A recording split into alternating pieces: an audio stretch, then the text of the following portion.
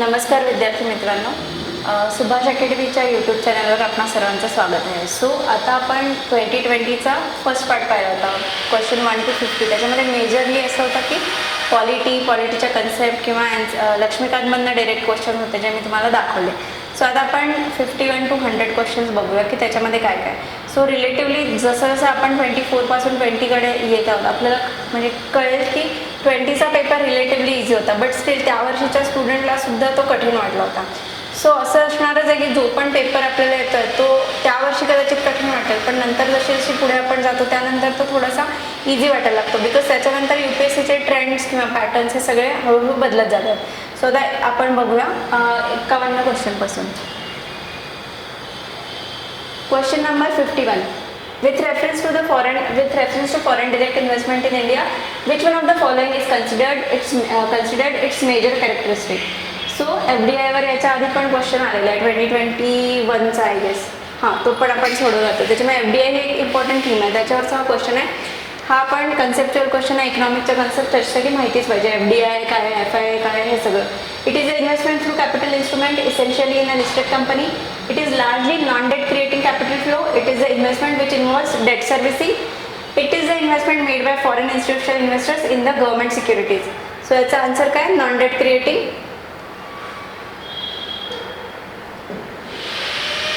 Largely non debt creating capital flow, कारण की foreign direct investment हा डेटमध्ये कधीच येत नाही, त्याच्यामुळे बॉन्ड्समध्ये वगैरे कधीच फॉरेन डायरेक्ट इन्व्हेस्टमेंट होत नाही, हे लक्षात ठेवायचं.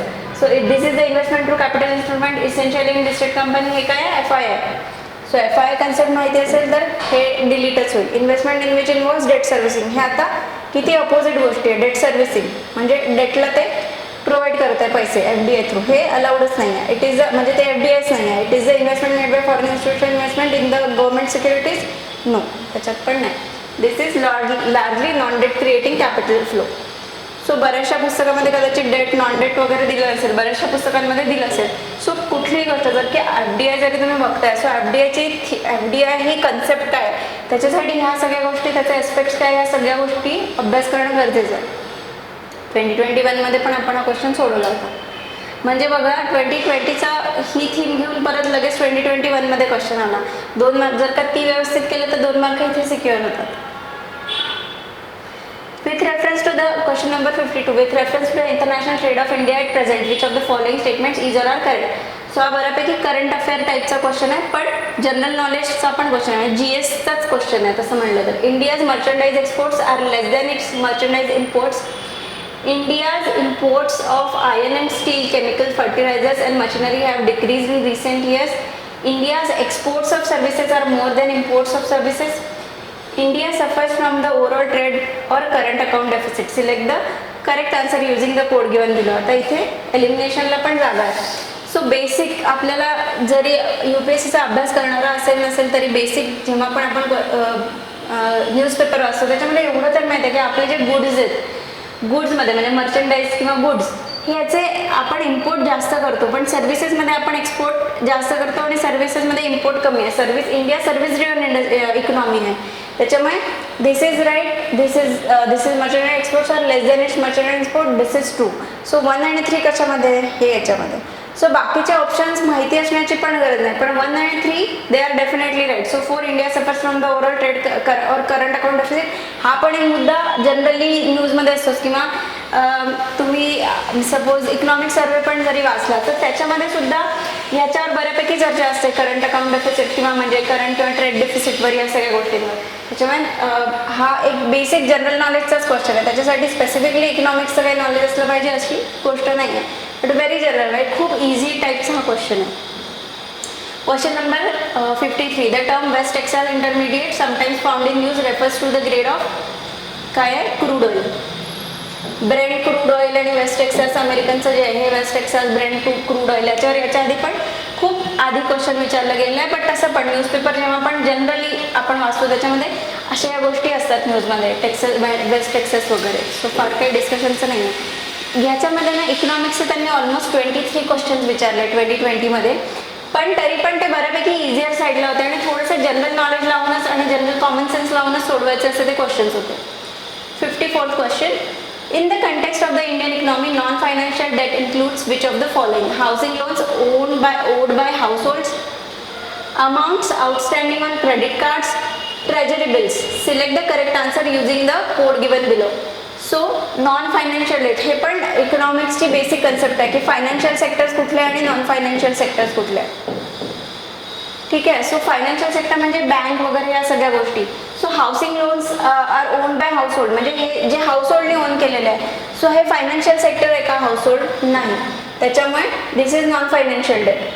Amounts outstanding on credit card. Credit card कोण वापरतं? हाऊसहोल्डर्स वापरतात. So this is also non financial. Treasury bills गव्हर्नमेंटचे. त्याच्यामुळे these are also non financial debt. त्याच्यामुळे हे तिन्ही ज्या गोष्टी आहेत या नॉन फायनान्शियल डेटचा पार्ट आहे. सो बेसिक इकॉनॉमीच्या कन्सेप्टवरून आपण 2022मध्ये 2023मध्ये पण त्यांनी बेसिक इकॉनॉमिकवरून बरेचसे क्वेश्चन विचारले होते. सो त्याची हिंट त्यांनी इथेच दिली होती की आम्ही अशा बेसिक इकॉनॉमिक्सच्या क्वेश्चनकडे वळू शकतो. याच्याशी रिलेटेड जर का हा क्वेश्चन व्यवस्थित केला असता तर 2022मध्ये रिअल सेक्टरचा हा क्वेश्चन आला होता. So financial non financial sector real sector काय आहे म्हणजे हे तर डेट रिलेटेड दिलं आहे पण ही एक कन्सेप्ट सर्च केली तर बाकीच्या पण कन्सेप्ट बऱ्यापैकी त्याच्या आजूबाजूच्याच फिरणार आहे. त्याच्यामुळे हे पण क्वेश्चन आपले सॉल्व्ह होतात. सो म्हणून PYQचं एवढं इम्पॉर्टन्स आहे की एका लाईनवरनं आपल्याला पुढचे क्वेश्चन बरेचसे त्याची हिंट मिळत जाते. UPSC त्याचे हिंट सोडत जातं. In India, why are some nuclear reactors kept 55th question. In India, why are some nuclear reactors kept under IAEA safeguards while others are not? So इंडियाचा US बरोबर जो सिव्हिल न्यूक्लिअरचा म्हणजे nuclear इम्पोर्टसाठीचा जो करार झाला होता तो बऱ्यापैकी खूप आधी न्यूजमध्ये होता म्हणा आणि त्यामुळे ही काही तेव्हाची अशी 2020च्या आसपासची करंट अफेअर्सची न्यूजमध्ये नव्हती. पण जनरली कुठे पण IAEA किंवा अशा काही गोष्टी जेव्हा वाचतो त्याच्याशी रिलेटेड थोडंसं एक गेज घेऊन हे आन्सर सोडवता येणार. तर डिरेक्टली हे IAEA सेफगार्ड्स काय आहे आणि ते कशासाठी आहे हे कुठेही दिलेलं नसलं तरी पण एक बेसिक जनरल अंडरस्टँडिंग असलं IAEA सेफगार्ड्स काय आहे आणि जेव्हा पण आपण इम्पोर्ट करतोय त्याच्यावर रिस्ट्रिक्शन्स काय लागलेले असतात. जेव्हा पण आपण न्यूक्लिअर फ्युएल इम्पोर्ट करतोय त्याच्यावर काय रिस्ट्रिक्शन्स वगैरे लागले असतात त्याच्याशी रिलेटेड हा क्वेश्चन आहे. आणि जरी याच्यामधलंही काही माहिती नाही तरी पण 4 ऑप्शन जर का आपण वाचले. Some use uranium and others use thorium. ठीक आहे. त्यांनी IAEA सेफगार्डला काय फरक पडणार आहे का? लॉजिकली विचार करा की IAEA सेफगार्ड आणि काही युरेनियम यूज करतात काही थोरियम यूज करतात. त्यांनी म्हणजे इंटरनॅशनल बॉडीला काय देणं घेणं तुम्ही युरेनियम यूज करा का थोरियम यूज करा.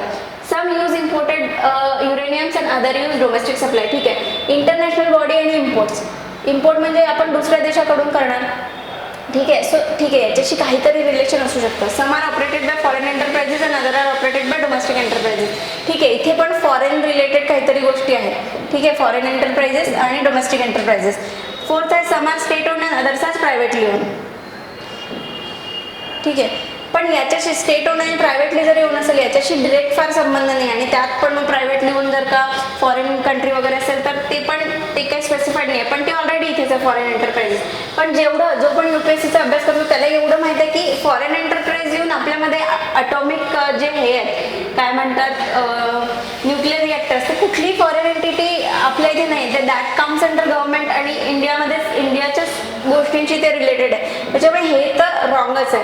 त्यानंतर ह्याचं तर काही संबंधच नाही. आणि उरलं काय imported uranium and others are domestic supplies. ठीक आहे. हे इम्पोर्ट करतं त्याच्यामुळे इंटरनॅशनल लेवलचे म्हणजे सेफगार्ड्स तिथे लागू शकतात ना. फॉरेन तर नाहीच आहे. उरले हे दोनच होते आणि त्याच्यातलं पण हे तर नाहीच आहे. हे बेसिक जनरल अंडरस्टँडिंगने माहिती आहे. सो हे आन्सर जरी माहिती नसेल तरी पण तिथे डोकं शांत ठेवून आणि जे आपले स्टॅटिकचे क्वेश्चन आहे त्याच्यावर खूप कमी वेळ घालून जर का अशा क्वेश्चन्सवर वेळ घालवता आला तर असे आन्सर्स आपल्याला जास्तीत जास्त मिळू शकतात.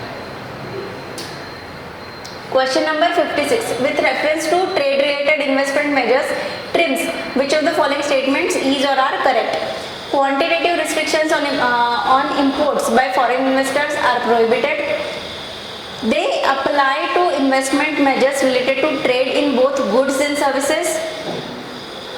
They are not concerned with the regulation of foreign investment. Select the correct answer using the code given below. So WTO he UPSC ची फेवरेट थीम राहिली आहे. सो त्याच्यामधला हा ट्रिम्स झालं गॅट झालं ह्या सगळ्या गोष्टी आपल्याला माहिती असल्या पाहिजे. सो त्याच्याशी रिलेटेड हा संपूर्ण क्वेश्चन एका गोष्टीवरच फिरत होता म्हणजे हे माहिती आहे नाही माहिती आहे. ठीक आहे. To apply the investment measures related to trade in both goods and services. So इथे फक्त हे माहिती पाहिजे होतं की हे सर्व्हिसेससाठी नाही आहे, फक्त गुड्ससाठी आहे. सो हे माहिती असतं तर हे कट आणि 1 and 3 are right. So quantitative restriction तिथे लागू शकत नाही आणि they are not concern with the regulations of foreign investment. So याचं एक्सप्लेनेशन द्यायचं झालं तर कुठली पण एखादी फॉरेन कंट्री आहे, ठीक आहे, ज्यांना की इंडियामध्ये येऊन त्यांची काहीतरी कंपनी स्थापन केली किंवा कुठलं पण मॅन्युफॅक्चरिंग एक फर्म स्थापन केली, quantitative restriction on import by foreign investors are prohibited. So त्यांना जर का त्यांच्या इथे इंडिया आहे सपोज, ती फॉरेन फर्मनी इथे काढलं आणि तिथे ते मॅन्युफॅक्चर करत आहे, पण हे मॅन्युफॅक्चर जी पण ती गोष्ट करत आहे त्याच्यासाठी ते जर का बाहेरून इम्पोर्ट्स करत असतील तर त्याच्यावर इंडिया असं रेस्ट्रिक्शन नाही लावू शकत की नाही तुम्ही इतकेच म्हणजे 10% ही गोष्ट इथे इम्पोर्ट करा, असं काही नाही. तुम्ही इम्पोर्ट काही करा, इथे तुम्ही आमच्या इंडियन कंपनीज म्हणजे इंडियामध्ये कुठल्या लेवलला एखाद्या कंपनीमध्ये जर का तुम्ही इन्व्हेस्टमेंट करत आहात किंवा एखादी कंपनी इथे स्थापन करत आहे तर त्याच्यावर इथे रिस्ट्रिक्शन लागू शकतात, पण ते बाहेरून जे काही इम्पोर्ट करतील त्याच्यावर इथे रिस्ट्रिक्शन नाही लागू शकत ट्रिम्सच्या under. So this is right. They are not concern with the regulation of foreign investment.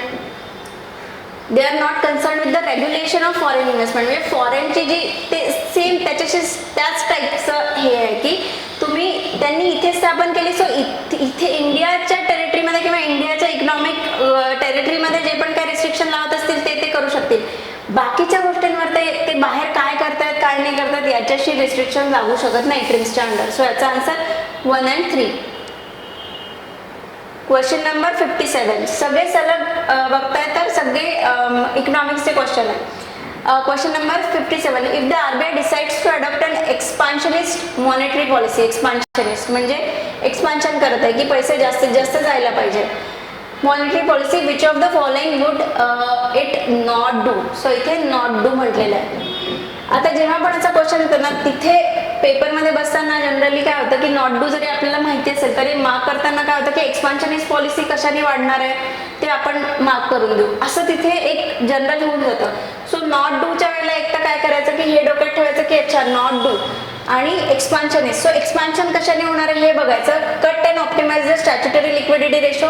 ठीक आहे, कट केला जर का स्टॅच्युटरी लिक्विडिटी रेशो तर काय होईल की बँक्सकडे स्वतःचं जे स्टॅच्युटरी SLR जे ठेवतात तो त्यांना कमी ठेवावा लागेल, त्याच्यामुळे त्यांच्याकडे पैसे बाहेर द्यायला जास्त होते, त्याच्यामुळे याच्यातून एक्सपान्शन होत आहे का ठीक आहे होत आहे. Increase the marginal standing facility rate. Marginal standing facility rate जर का त्यांनी वाढवलं तर काय होईल बँक्सकडे स्वतःकडे पैसा कमी राहील, त्याच्यामुळे ते बाहेर द्यायला कमी पैसा राहील, त्याच्यामुळे याच्यामध्ये काय होईल की एक्सपान्शनिस्ट नाही होणार, इनफॅक्ट कॉन्ट्रॅक्शन होणार आहे, त्याच्यामुळे इथे एक्सपान्शनिस्ट नाही होता. इथे हे पा ई असं करायचं ई नॉट किंवा वॉट एव्हर तुमचा जो काही हे असेल जो काही कोड ठरला असेल किंवा वॉट एव्हर की इथे बाबा एक्सपान्शन नाही होत आहे, इथे होत आहे ई. त्याच्यानंतर cut the bank rate and repo rate. Bank rate आणि रेपो रेट कट केलं तर काय होईल बँकेकडे आणि बँकेला लेंड करायला जास्त पैसे असतील त्यांच्याकडे, त्याच्यामुळे इथे पण एक्सपान्शन होत आहे. आता त्यांनी 1 आणि 3 ऑप्शन दिलेलाच असणार आहे, ठीक आहे, पण हा नाही आहे. त्यांनी काय म्हटलंय की एक्सपान्शनिस्ट जर का त्यांना करायचं असेल तर what will they not do, म्हणजे काय करायचं की रिस्ट्रिक्टिव्ह पॉलिसी जी आहे ती कशामुळे होणार आहे फक्त इथे होणार आहे. इथे एक्सपान्शन होतं इथे एक्सपान्शन होतं पण नॉट डू आन्सर विचारलं आहे, त्याच्यामुळे इथे 2 ओनली आन्सर आहे. आणि जनरली बऱ्याच लोकांनी यावेळेला इथे 1 आणि 3 मार्क करून तिथे मार्क गेले. सो अशा पण गोष्टी लक्षात ठेवायच्या की आपले काहीतरी लगेच जर का एक्सपान्शनिस्ट आणि नॉट डू हे दोन्ही आपल्यामध्ये रजिस्टर झाले आणि कन्फ्युजन व्हायला नको म्हणून इथे लिहा ते असं. जेव्हा तुम्ही असं लिहाल तेव्हा डोक्यात ते रजिस्टर होईल की ठीक आहे इथे होतं इथे नाही होतं आणि नॉट डू म्हणजे हे, त्याच्यामुळे answer is 2. Question number 58. With reference to the Indian economy after the 1991 economic liberalization, consider the following statements. First, worker productivity, that is rupee per worker at 2004-5 prices, increased in urban areas while it decreased in rural areas. The percentage share of rural areas in the workforce steadily increased. In rural areas, the growth in non-farm economy increased. The growth rate in rural employment decreased. Which of the statements given above is or are correct? So इथे 2-3 गोष्टी लक्षात घ्यायच्या आहे की मी याच्या आधी पण हा सांगितलं होतं जेव्हा पण इकॉनॉमिक्सशी स्पेसिफिकली इंडियन इकॉनॉमीशी रिलेटेड जेव्हा ते टाकतात तेव्हा ते विचारतात with reference to Indian economy. So असं जेव्हा पण with reference to Indian economy म्हणलं तर तेव्हा त्या गोष्टी इंडियाच्या ॲस्पेक्टमध्ये बघायच्या. आता बरीच वर्ष झाले ते हा पॉईंट टाकतायत. एखाद्या वेळेला ते क्वेश्चन असा टाकतील आणि जिथे with reference to Indian economy नसेल आणि आपल्या डोक्यात येईल की हा हे इंडियन इकॉनॉमीच्या दृष्टीने इम्पोर्ट एक्सपोर्टचे रिलेटेड स्पेसिफिकली जेव्हा ते टाकतात आणि import export because India is a heavily import driven म्हणजे गुड्समध्ये तर आपण इम्पोर्ट ड्रिवन इकॉनॉमी आहे. सो असं लक्षात ठेवायचं की इम्पोर्ट एक्सपोर्टमध्ये पण ते एखादा क्वेश्चन टाकून तिथे विथ रेफरन्स टू इंडिया देणार नाही, आपण इंडियाच्या दृष्टीने विचार करू आणि मग तो क्वेश्चन तिथे फसेल. त्याच्यामुळे याच्याकडे नेहमी लक्ष ठेवायचं की विथ रेफरन्स टू इंडिया म्हटलंय की नाही. आता हा क्वेश्चन थोडासा जनरल लेवलने जनरल अंडरस्टँडिंगने एका इंडियन इकॉनॉमीच्या जनरल अंडरस्टँडिंगने सोडवण्यासारखा प्रश्न आहे की बाबा इथे काय म्हटलं अर्बन एरियाजमध्ये इन्क्रीज झाली वर्कर प्रोडक्टिव्हिटी पण ती रुरल एरियाजमध्ये डिक्रीज झाली. ठीक आहे, नाही माहिती आपल्याला. The percentage share of rural areas in the workforce steadily increase. पहिली गोष्ट स्टडीली इन्क्रीज जेव्हा पण असतो ना जनरली स्टडीली इन्क्रीज कुठलीही गोष्ट म्हणजे इकॉनॉमिकमध्ये जनरली या सगळ्या गोष्टी स्टडीली इन्क्रीज होणं it's is a very difficult thing. ठीक आहे, बट स्टील त्याच्याशिवाय पण हा उगाच तुक्केबाजी करायचं नाही. त्याच्याशिवाय पण percentage share of rural areas in the workforce steadily increase कसं इन्क्रीज होणार आहे. रुरल एरियाजमधून लोक मायग्रेट होऊन अर्बन एरियाजमध्ये व्हायला लागले. सो ती सगळी वर्कफोर्स होती जी रुरल एरियाजची ती अर्बन एरियाजमध्ये झाली. सो अर्बन एरियाजमध्ये ते इन्क्रीज झालं. Percentage share of rural areas in the workforce steadily increase कसं होणार उलट ते थोडंसं डिक्रीजच झालं. त्याच्यामुळे second is wrong. Second delete केलं 3 आणि 4 उरलं 1 आणि म्हणजे 1 पण त्याच्यामुळे डिलीटच झालं. So this is also wrong. Third काय in rural areas the growth in non farm economy increases. Yes definitely post liberalisation काय झालं छोट्या मोठ्या इंडस्ट्री सुरू झाल्या लघु उद्योग जास्त सुरू झाले. गावागावांमध्ये पण थोडंसं छोट्या मोठ्या इंडस्ट्री सुरू झाल्या. त्याच्यामुळे इथे पण जे कम्प्लिटली फार्म डॉमिनंट इकॉनॉमी होती म्हणजे फार्मिंग ॲग्रिकल्चर डॉमिनंट इकॉनॉमी होती ती थोडीशी चेंज व्हायला लागली. त्याच्यामुळे येस डेफिनेटली 3 इज राईट. त्याच्यामुळे एनिवे 3 तर या 2 क्वेश्चनमध्ये आहे. त्याच्यामुळे आता उरलं की 4th राईट आहे की नाही याच्यावर. The growth rate in rural employment decrease. इथे काय म्हटलं आता इथे यांनी काय म्हटलं की रुरल एम्प्लॉयमेंट नाही म्हटलं growth rate of rural employment. So याच्यावर हा क्वेश्चन डिपेंड करत होता. This was right but still म्हणजे I would not expect everybody to know this fact कारण ती त्यावेळेसच्या इकॉनॉमिक सर्वेमध्ये किंवा इकडे तिकडे डिस्कस झालेली फॅक्ट आहे. पण ती असेल नसेल तरी पण ॲटलिस्ट या 2 ऑप्शनपर्यंत तुम्ही यायला पाहिजे आणि त्याच्यानंतर तुम्ही त्याच्यावर गेस घेऊ शकता. पण हे आणि हे मारणं तर म्हणजे अत्यंत चुकीचं आहे. सो असं एलिमिनेशन करा. याचा आन्सर 3 आणि 4 आहे. पण बऱ्यापैकी इकॉनॉमीच्या जनरल अंडरस्टँडिंग रिलेटेड तो क्वेश्चन होता. 59 question number 59 consider the following statements in terms of short term credit delivery to the agriculture sector. District Central Cooperative Banks DCCB deliver more credit in comparison to scheduled commercial banks and regional rural banks. One of the most important functions of DCCB is to provide funds to the primary agricultural credit society. Which of the statements given above is or are correct? So banking related NPA त्यानंतर scheduled commercial bank ह्या सगळ्या किंवा cooperative banks ह्या सगळ्या ह्या बँकिंगचा anyway is a very important topic for UPSC. So इथे this is wrong. In terms of short term credit delivery DCCB deliver more credit असं नव्हतं. शेड्यूल कमर्शियल बँक्स जे होते ते सगळ्यात जास्त क्रेडिट डिलिव्हरी करायचे. त्याच्यामुळे this was wrong. One of the most important functions of the DCCB is to provide funds to the primary agriculture credit society. Yes definitely right. म्हणजे जेव्हा पण आपण तो DCCB म्हणजे बँकिंगचा जो बँकिंग स्ट्रक्चर किंवा बँकिंगशी रिलेटेड जे आपण जो एक चॅप्टर असतो त्याच्यामध्ये ह्या सगळ्या गोष्टी दिलेल्या आहे. आणि DCCBचं काम प्रायमरी ॲग्रिकल्चर क्रेडिट सोसायटीजला ते म्हणजे ते एक दुवा असतात वरच्या बँक्समध्ये आणि PCSमध्ये. So this was right. म्हणजे बँकिंग कन्सेप्टशीच रिलेटेड क्वेश्चन होता. याच्यासाठी नॉलेज पण पाहिजेच आणि हे खूपच बेसिक नॉलेज आहे एवढं तर असायलाच पाहिजे. अदरवाईज मग रिव्हिजन जास्त करावी लागेल.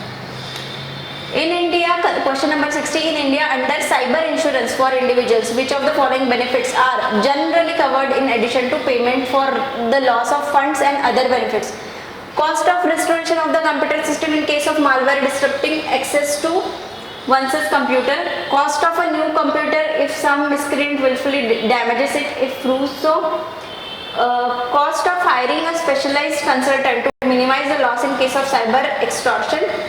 Cost of defense in court of law if any third party files a suit. Select the correct answer using the code given below. So इथे पण एलिमिनेशनला थोडीफार जागा आहे. आता सायबर इन्शुरन्स हे कोणालाही माहिती नाही आहे पण ऑप्शन वाचल्यानंतर एलिमिनेट करताच येणार आहे. पहिला ऑप्शन बघा cost of restoration of the computer system in case of malware disrupting access to one's computer. हा ठीक आहे एक मालवेअरचा अटॅक झालेला आहे तो त्याच्यामधून आपण करू शकतो. यस सायबर इन्शुरन्स म्हटलेलं आहे ठीक आहे, त्याच्यामधून पण होऊ शकतं. Cost of new computer if some miscreant wilfully damages it and proves to. म्हणजे हा किती त्यांनी कसा ऑप्शन दिलेला आहे की तुम्ही एक कम्प्युटर घेतला नवीन, एक दुसरा माणूस येतो किंवा तुम्ही स्वतः त्याला जबरदस्तीने तोडून टाकलेला आहे आणि मग नंतर ते प्रूव्ह पण झालेलं आहे की तुम्ही किंवा त्या दुसऱ्या माणसाने त्याला तोडलेलं आहे. मिसक्रिएंट, सगळं मिसक्रिएंट म्हणून मग आपण तिसरा एक माणूस घेऊ की ज्याने तोडलेलं, दुसऱ्या माणसाने तोडलेलं आणि विलफुली, आणि ते पण विलफुली तो डॅमेज करतोय आणि तुम्ही बसत आहे त्याला बघत आणि तुम्ही त्याला काही म्हणत पण नाही आणि that is proved in the court की बाबा हां याने विलफुली तो डॅमेज केलेला आहे आणि त्याच्यासाठी पण ते इन्शुरन्स का देणार. ह्या सगळ्या गोष्टी आपल्या हातात नाही आहे, but this is under control. ह्याच्यासाठी देणार आहे का कोणी इन्शुरन्स. सो हा जेव्हा डिलीट होतो ऑप्शन, सगळेच ऑप्शन डिलीट होणार आणि 1, 3 आणि 4. सो शांतपणे परत हे वाचा हा क्वेश्चन आणि ह्याचं काय आन्सर, म्हणजे काय लॉजिक निघतं हे बघा. किती त्यांनी रॉंग दिलेलं आहे स्टेटमेंट. सो एलिमिनेट केलं की डायरेक्ट आपल्याला आन्सर मिळतं. आता पुढचे ऑप्शन काय, cost of hiring a specialise consultant to minimise the loss in case of cyber extortion. Cyber extortion झालेलं आहे, तो अशा वेळेला स्पेशलाइज जर का आपण कन्सल्टंट हायर वगैरे करतोय, सो डेफिनेटली ह्या सगळ्या एक्सटर्नल गोष्टी की ज्या की कंट्रोलमध्ये नाही आहे, पण कंट्रोलमधले म्हणजे बऱ्यापैकी कंट्रोलमध्ये असलेली गोष्ट आहे आणि प्रूव्ह झाली तर डेफिनेटली, म्हणजे प्रूव्ह झाली की बाबा कोणीतरी करताय. हे किती इलॉजिकल स्टेटमेंट आहे एखाद्याला इन्शुरन्स द्यायला. तुम्ही स्वतः एक इन्शुरन्स कंपनी उघडली तर तुम्ही त्याला इन्शुरन्स द्याल का. हा एक जनरल कॉमन विचार जरी केला तरी पण याचा आन्सर आहे. इतका इझी क्वेश्चन आहे. Question number 61. In India which of the following can be considered as a public investment in agriculture. Public investment, ठीक आहे, गव्हर्नमेंटने एक इन्व्हेस्टमेंट करत आहे, ठीक आहे. Fixing minimum support price for agriculture produce of all crops, computerization of primary agriculture credit societies, social capital development, free electricity supply to farmers, waiver of agriculture loans by banking system, setting up of cold storage facilities by the government. ठीक आहे. So इथे काय म्हटलं की public investment म्हणजे काय की ज्यातून काहीतरी रिटर्न येतील. चौथा आणि पाचवा ऑप्शन बघा, free electricity supply to farmers, revdi culture, फ्रीमध्ये सगळं देत आहे. Waiver of agriculture loan by the banking system. Definitely या गोष्टीमधून ही इन्व्हेस्टमेंट झाली का, ही मदत झाली फार तर, पण ही इन्व्हेस्टमेंट झाली का नाही. सो 4 आणि 5 जेव्हा आपण डिलीट करतो, 2, 3, 6 डिरेक्टली येतं. इन्व्हेस्टमेंट या गोष्टीवर फोकस करायचं आहे. इन्व्हेस्टमेंट म्हणजे काय की काहीतरी इन्व्हेस्ट आपण करतोय, पैसे इन्व्हेस्ट करतोय आणि त्याच्यातून शाश्वती आहे की काहीतरी रिटर्न्स येतील. Fixing minimum support price for agriculture produce for crops, याच्यामध्ये काय सबसिडी टाईप आहे, म्हणजे minimum support price for agriculture produce for all crop. त्याच्यामधून काही इन्व्हेस्टमेंट झालेली आहे का नाही, ते जे क्रॉप घेईल त्याला ते प्रोक्युअर करतील आणि त्याला काही स्पेसिफिक प्राइस देतील. पण इन्व्हेस्टमेंट काही नाही. इथे बघा, computerisation of primary agriculture credit societies, yes त्याच्यामध्ये काहीतरी ते चेंजेस आणतायत, कम्प्युटरायझेशन करतायत, त्याच्यामुळे त्यांची प्रोडक्टिव्हिटी वाढणार आहे. सो ही एक इन्व्हेस्टमेंट आहे की त्याच्यामुळे फ्युचरमध्ये ग्रोथ मिळणार आहे. सोशल कॅपिटल डेव्हलपमेंट, याच्यामध्ये पण फ्युचरमध्ये ग्रोथ मिळणार आहे. Setting up of cold storage facilities, याच्यामध्ये पण फ्युचरमध्ये ग्रोथ मिळणार आहे. सो ह्या सगळ्या इन्व्हेस्टमेंट आहे. पण फर्स्ट, 4th आणि 5th हे इन्व्हेस्टमेंट आहे का नाही, आणि त्याच्यामधलं डिलीट केलं आपण, 1 जरी डिलीट किंवा 4 किंवा 5 जरी डिलीट केलं तरी पण एक आन्सर डिलीट येतो. सो इथे एलिमिनेशनला एवढा वाव होता खूपच जास्त 2020च्या पेपरमध्ये. What is the importance of term interest coverage ratio of a firm in India? Interest coverage ratio म्हणजे काय, सपोज मी एक कंपनी ओपन केलेली आहे आणि मी बँकेकडून लोन घेतलेलं आहे. सो मी लोन घेतलेलं आहे 5 रुपयाचं, किंवा पर्टिक्युलर मी जितक्या पण रुपयाचं लोन घेतलेलं आहे, मला 5 रुपये त्यांना द्यावे लागणार पर मंथ, आणि माझ्याकडून येत आहेत 500 रुपये, म्हणजे माझ्याकडे माझं इन्कम किंवा माझं जनरेशन जे आहे माझ्या कंपनीचं ते 500 रुपये. सो इंटरेस्ट कव्हरेज रेशो म्हणजे काय की मी माझ्याकडे माझ्या इन्कममधून मी किती माझं लोन कव्हर करू शकतो, म्हणजे किती वेळेला मी माझे हफ्ते देऊ शकतो, that is interest coverage ratio. So ह्याच्यामुळे काय होणार आहे, इट हेल्प्स इन अंडरस्टँडिंग, आणि हे तर मी एक क्रूड फॉर्ममध्ये इंटरेस्ट कव्हरेज रेशोचा फॉर्म म्हणजे हे तुम्हाला समजवलं आहे. बट ती कन्सेप्ट जरा इकॉनॉमिकली डीप असेल, पण जरी माहिती नाही आहे त्यावेळेला तर माहिती नव्हती, कारण कुठल्याच बुकमध्ये नव्हती. इंटरेस्ट कव्हरेज रेशो या बेसिक टर्मवरून काय होतं की इंटरेस्ट तुम्ही किती कव्हर करू शकणार आहे. ठीक आहे, तुमचा जो इंटरेस्ट जो भरताय तुम्ही तुमच्या लोनवर, किंवा इंटरेस्ट कशावर असतो, आपल्या लोनवर असतो, किंवा आपण एखादी सेव्हिंग दिलेली असते त्याच्यावर, पण सेव्हिंगला कव्हरेज करायला काही आहे का. सो इंटरेस्ट कशाचा असणार आहे, डेफिनेटली लोनचा, की लोन आहे आणि त्याच्यावर आपण इंटरेस्ट देतो आणि तो कसा कव्हर करता येईल आपल्या इन्कममधून, त्याच्याशी रिलेटेड ही काहीतरी टर्म आहे असं आपण लक्षात घेऊया.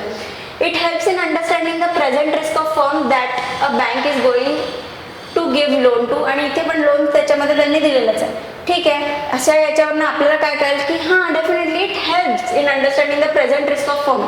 ठीक आहे, आपल्याला मदतच मिळणार आहे. जर का इंटरेस्ट कव्हरेज रेशो कळलं तर आपल्याला कळेल की ज्याचा इंटरेस्ट रेशो जास्त आहे तो जास्त कव्हर करू शकेल, त्याचा तो म्हणजे काय म्हणतात रिस्क जास्त कव्हर करू शकेल. त्याच्यानंतर it helps in evaluating the emerging risk of firm that bank is going to give loan to. ठीक आहे, आताची प्रेझेंट रिस्क आणि इमर्जिंग रिस्क म्हणजे फ्युचरमध्ये काही रिस्क असू शकते का? Yes definitely that will also be help. Higher the borrowing, the higher a borrowing firm's level of interest coverage ratio, the worse its ability to service its debt. Definitely not. जर का त्याचं higher the borrowing firm's level of interest coverage ratio म्हणजे interest coverage ratio त्याचा higher असेल तर तो higher तुझे interest cover करू शकेल ना, म्हणजे त्याची कॅपॅसिटी जास्त असेल, त्याच्यामुळे दिस इज रॉंग. सो याचा आन्सर 1 आणि 2. जरी माहिती नसेल तरी टर्म ब्रेकेज करून तिथे थोडंफार काहीतरी विचार करून आपण हे आन्सर असे सोडवायचे. आणि त्याच्यासाठी वेळ कुठून मिळणार तर स्टॅटिकचे जे क्वेश्चन्स आहेत ते जर का पटापट सॉल्व्ह केले तर इथे आपल्याला विचार करायला वेळ मिळतो. 62चा answer A.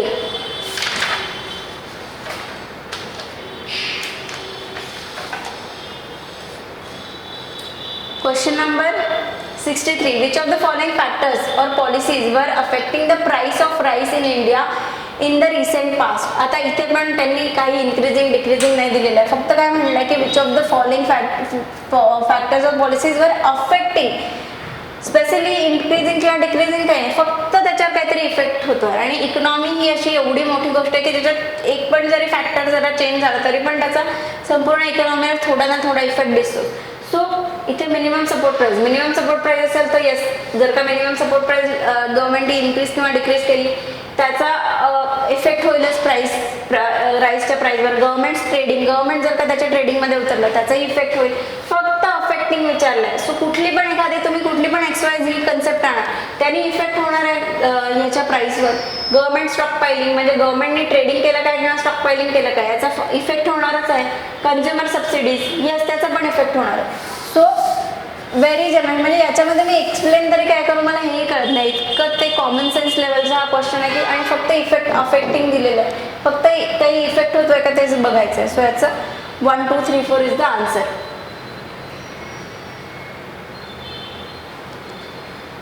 Question number 64. Consider the following statements. The value of Indo-Sri Lanka trade has consistently increased in the last decade.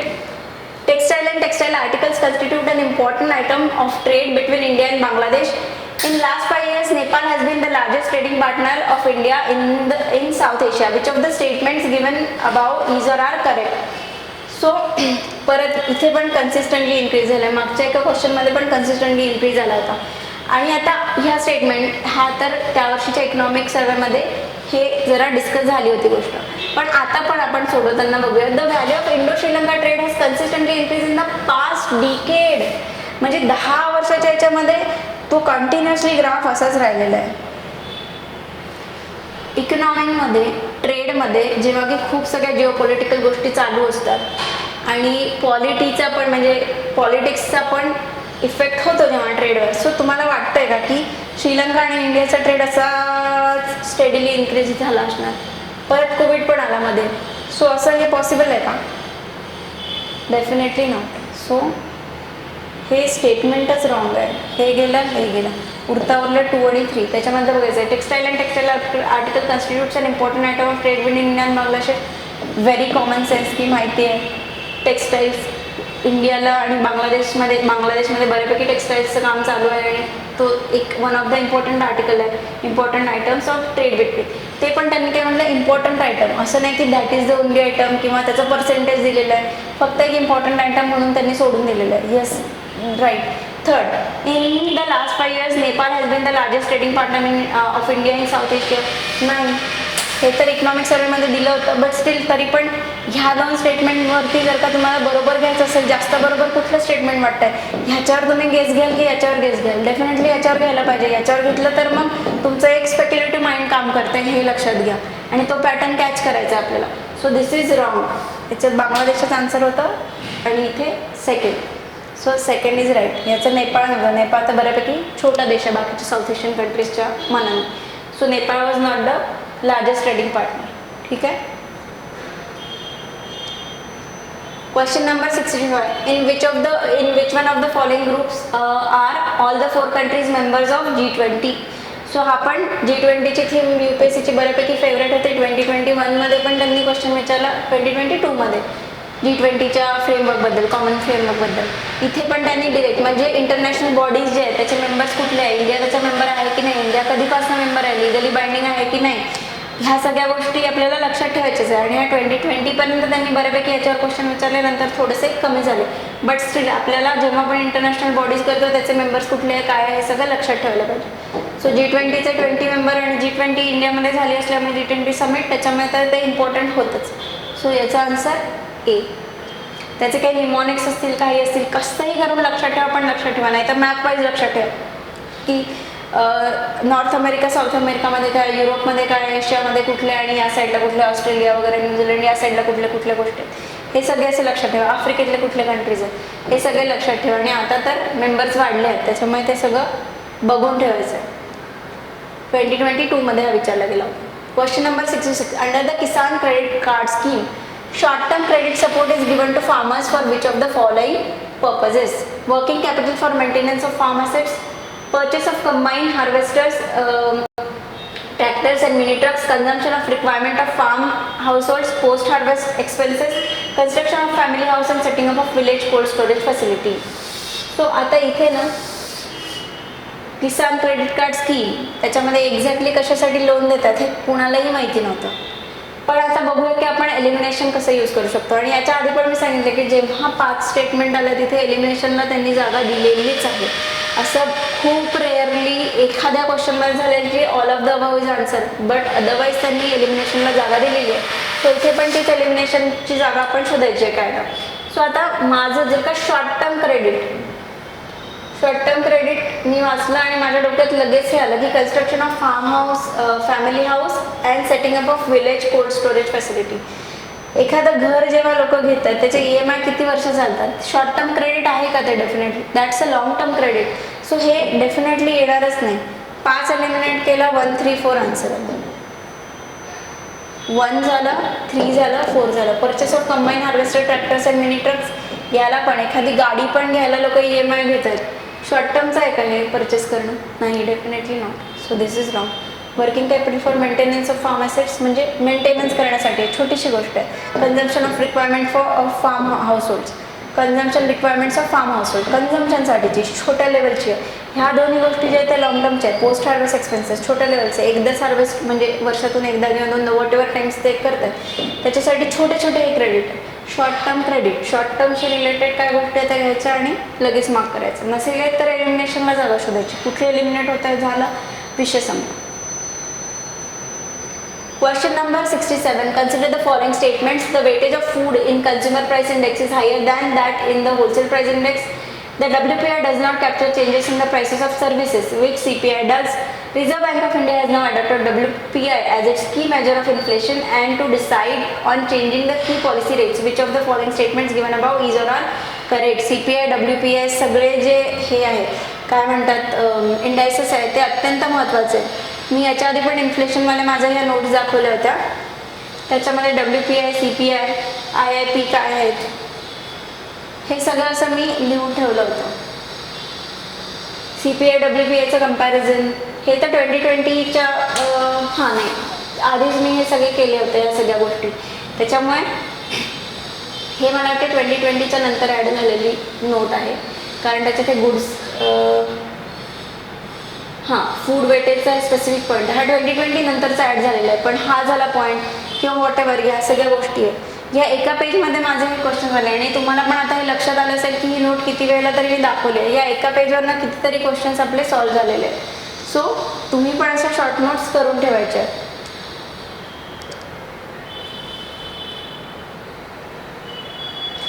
याचं आन्सर ही कन्सेप्ट CPI, WPI ही सगळी माहितीच असायला पाहिजे. सो वेटेज ऑफ फूड म्हणजे तिथे तर आता आपण पाहिलंच की food in CPI is greater, this is right. The WPI does not capture, yes services CPI होतात त्याच्यामुळे. आणि reserve bank of India is now adopted WPI its key measure, नाही CPI, त्याच्यामुळे 3rd is wrong. So answer is 1 and 2.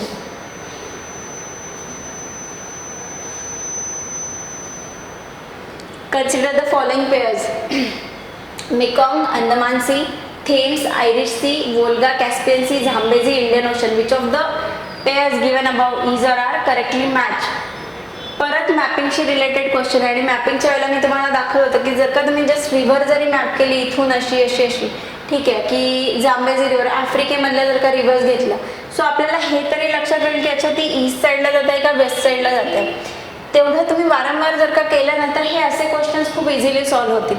त्याच्यामुळे आता याचा answer पण मी देत नाही. तुम्ही ह्या क्वेश्चनसाठी काय करा की तुमचा मॅप उघडा आणि मॅपवर या ज्या रिव्हर्स आहे Mekong river, Thames river, Volga river, Zambezi river या पॉलिटिकल मॅपवर पण आणि फिजिकल मॅपवर पण तुम्ही त्या ड्रॉ करा सो दॅट तुम्हाला ते लक्षात राहील की अच्छा हे असं असं जात आहे किंवा मेकॉंग रिव्हर कुठल्या कुठल्या देशातून जाते आहे. जेव्हा तुम्ही ती ट्रेस कराल ना मॅपवर तेव्हा तुम्हाला ते देश पण कळतील. कुठली त्याच्यावर काय म्हणतात कुठली कॅपिटल आहे कुठल्या देशाची कुठली सिटी आहे ह्या पण गोष्टी आपल्याला तिथे कळतील. त्याच्यामुळे ह्याचा आन्सर मी देत नाही.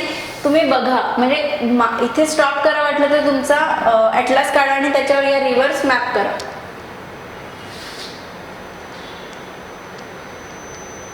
Question number 69. Consider the following statements. In the case of cereals, pulses and oilseeds, the procurement at minimum support price is unlimited in any state or UT of India.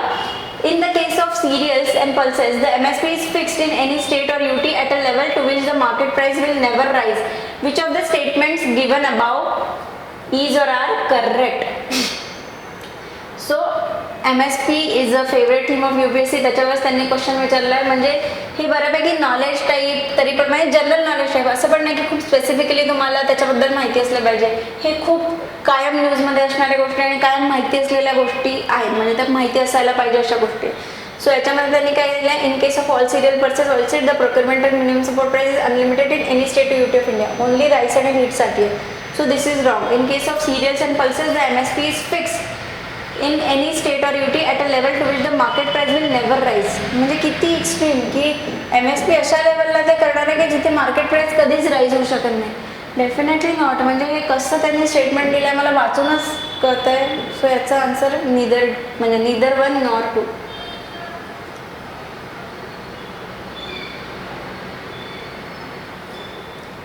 Question number 70. With reference to the Indian economy, consider the following statements. Commercial papers is a short-term unsecured promissory note.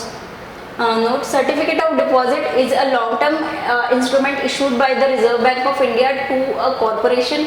Call money is a short-term finance used for interbank transactions. Zero coupon bonds are the interest-bearing short-term bonds issued by the scheduled commercial banks to corporations. So money market she related हा question आहे आणि त्या हे जे commercial paper आहे certificate of deposit आहे call मनी आहे zero coupon bonds आहे ह्या कन्सेप्ट माहितीच असायला पाहिजे. आणि याच्या आधी पण UPSCने क्वेश्चन विचारले होते याच्यावर. त्याच्यामुळे ना मी हा एक चार्टच बनवून ठेवला होता. Sub markets call money market bill market commercial bill treasury bills ad hoc regular certificate of deposit commercial paper treasury बिलवर पण UPSCने आधी क्वेश्चन विचारलेले आहे. सो या डेटेड G6 काय आहे कॉल मनी मार्केट काय आहे bill of discount certificate of deposit commercial papers हा असा संपूर्ण चार्ट केल्यामुळे ना हे असे क्वेश्चन खूप इझी पडतात. कारण कधी कधी कन्फ्यूज होऊ शकतं तिथे commercial paper and certificate of deposit अच्छा हे काय आहे एकदम कन्फ्युजन होऊ शकतं. आणि इकॉनॉमिक्स असा पेपर क्वेश्चन आहे म्हणजे सब्जेक्ट आहे की ज्याच्यामध्ये बऱ्याच लोकांना बऱ्याच गोष्टी पटकन समजायला थोडंसं जड जातं. खूप मी कमी लोक असे पाहिले की ज्यांना इकॉनॉमिक्स खूप आवडतं बऱ्याच लोकांना नाही आवडत. ज्यांना आवडतं त्यांचं तर खूपच छान. ज्यांना नाही आवडत त्यांनी अशा तरी गोष्टी केल्या ना तर त्यांना सोप्या होतील. So zero coupon bonds are the इथे पण त्यांनी एलिमिनेशनला जागा दिलेलीच आहे. Zero coupon bonds are the interest bearing. Zero कुपनचंच हे असं आहे की त्याच्यावर इंटरेस्ट नाही आहे. ते म्हणजे जेव्हा तुम्ही देता सो त्याच्यावर त्याला फुल अमाऊंट मिळते. विकताना ते झिरो कुपन म्हणजे त्याच्यावर इंटरेस्ट त्यांनी दिलेला असतो. विकताना ते समजा 100 रुपयाचा बॉन्ड असेल 98ला मिळेल आणि जेव्हा त्याची मॅच्युरिटी होईल तुम्हाला 100 रुपये मिळतील. सो 2 रुपये तसे मिळतील पण इंटरेस्ट त्याच्यावर नाही आहे. So this is interest bearing तर नाहीच आहे. हा त्याच्यामुळे 4th गेला. 1 तर त्याच्यामुळे राईटच आहे की commercial paper is a short term unsecured promissory note. So 1 is right. 4 गेला. आता 2 बरोबर आहे का 3 बरोबर आहे कन्सेप्च्युअली ते काढायचं. Certificate of deposit is a long term instrument issued by reserve bank of India to corporation. Long term आहे काय मनी मार्केटमध्ये मी टाकलेलं आहे. सब मार्केट्समध्ये certificate of deposit by the commercial banks and financial institution multiples of 25 lakhs period 3 months to 1 year. Long term आहे का इथेच आन्सर मिळाला. This is short term. Wrong. So answer आला 1 and 3. Call money is a short term finance use for interbank transaction. Call money market. Call money market इथे दिलेलं आहे. एक call or short notice market 1 to 14 डेजचं short term. So असे तुम्ही notes बनवले ना, तुमचा अभ्यास पण थोडासा चांगला राहील, म्हणजे इंटरेस्ट राहील अभ्यासामध्ये आणि करायला पण वाटेल. सारखं नुसतं जर का वाचत बसले एकच गोष्ट तर ते मोनोटोनस होते. त्याच्यामुळे त्याच्यामध्ये कशा पद्धतीने आपल्याला नाविन्य आणता येईल हे आपल्याला शोधायचं आहे. सो तो एक मार्ग आहे. त्याच्यानंतर question number 71. With reference to the cultural history of India consider the following pairs. Parivrajaka, renunciant and wanderer. Shramana, priest with high status. Upasaka, lay follower of Buddhism. Which of the pairs given above are correctly matched? So Shramana, priest with higher status, this was wrong. परिव्राजकाच्या आधी पण विचारलं होतं, त्याच्यामुळे ते यायलाच पाहिजे होतं. रिनन्सियंट और वॉन्डरर. उपासका, ले follower of Buddhism. 1 and 3.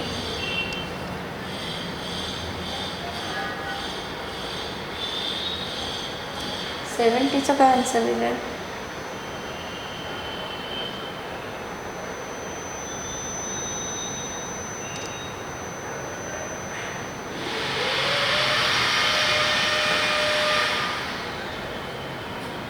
Question number 72. With reference to Indian elephants, consider the following statements. The leader of an elephant group is female. Maximum gestation period can be 22 months. An elephant can normally go on calving till the age of 40 years only. Among the states in India, the highest elephant population is in Kerala. Which of the statements given above is or are correct? So, हे बऱ्यापैकी कोणाला माहिती नव्हतं. असं त्याच्यानंतर जेव्हा हा question आला आणि बऱ्याच ठिकाणी डिस्कस झाला, तेव्हा कोणीतरी सांगितलं की एक कोणीतरी IAS ऑफिसर होतं, तेव्हा ट्विटर होतं, तर त्यांनी ट्विटरवर असं काहीतरी शेअर केलं होतं, त्याच्यातून हा क्वेश्चन आला आहे.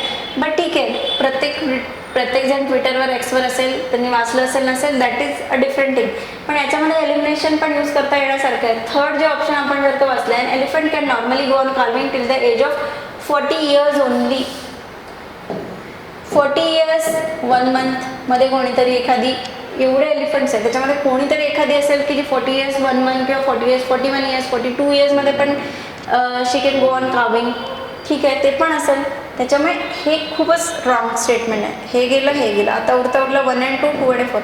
म्हणजे 2 is definitely right. The maximum gestation period can be 22 months. The leader of an elephant group is female. आणि among the states in India the highest elephant population is in Kerala. So current अफेअर्समध्ये बऱ्यापैकी जेव्हा पण animal census होतात, tiger census झालं, त्याच्यानंतर tiger census झालं, elephant census झाला, सो ही बऱ्यापैकी न्यूजमध्ये होती. So Kerala was not the answer, Karnataka was the answer. So this was wrong आणि दिस is right. So 1 and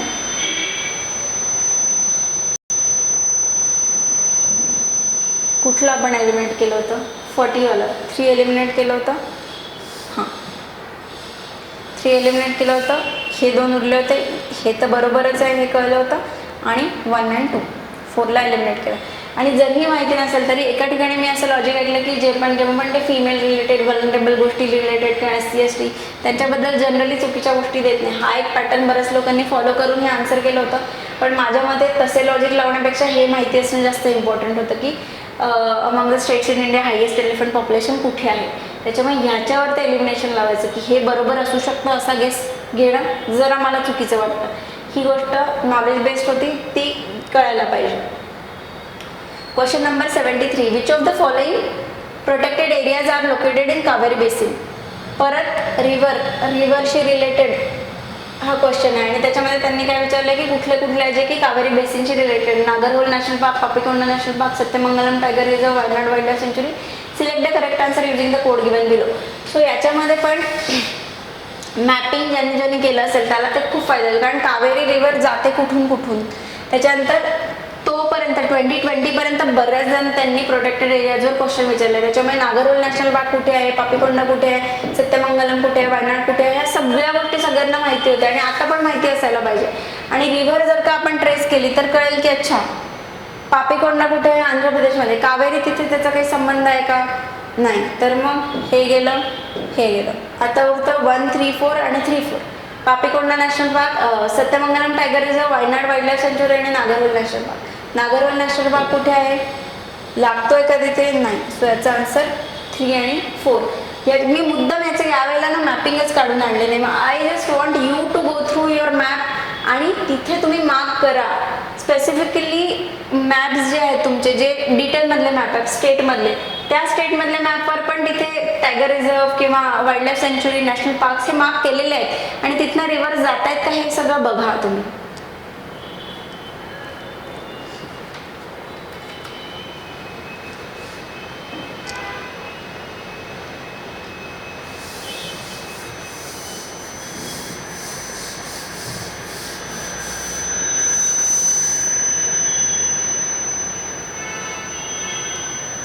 So next question number 73. Which of the following protected areas are located in Kaveri Basin?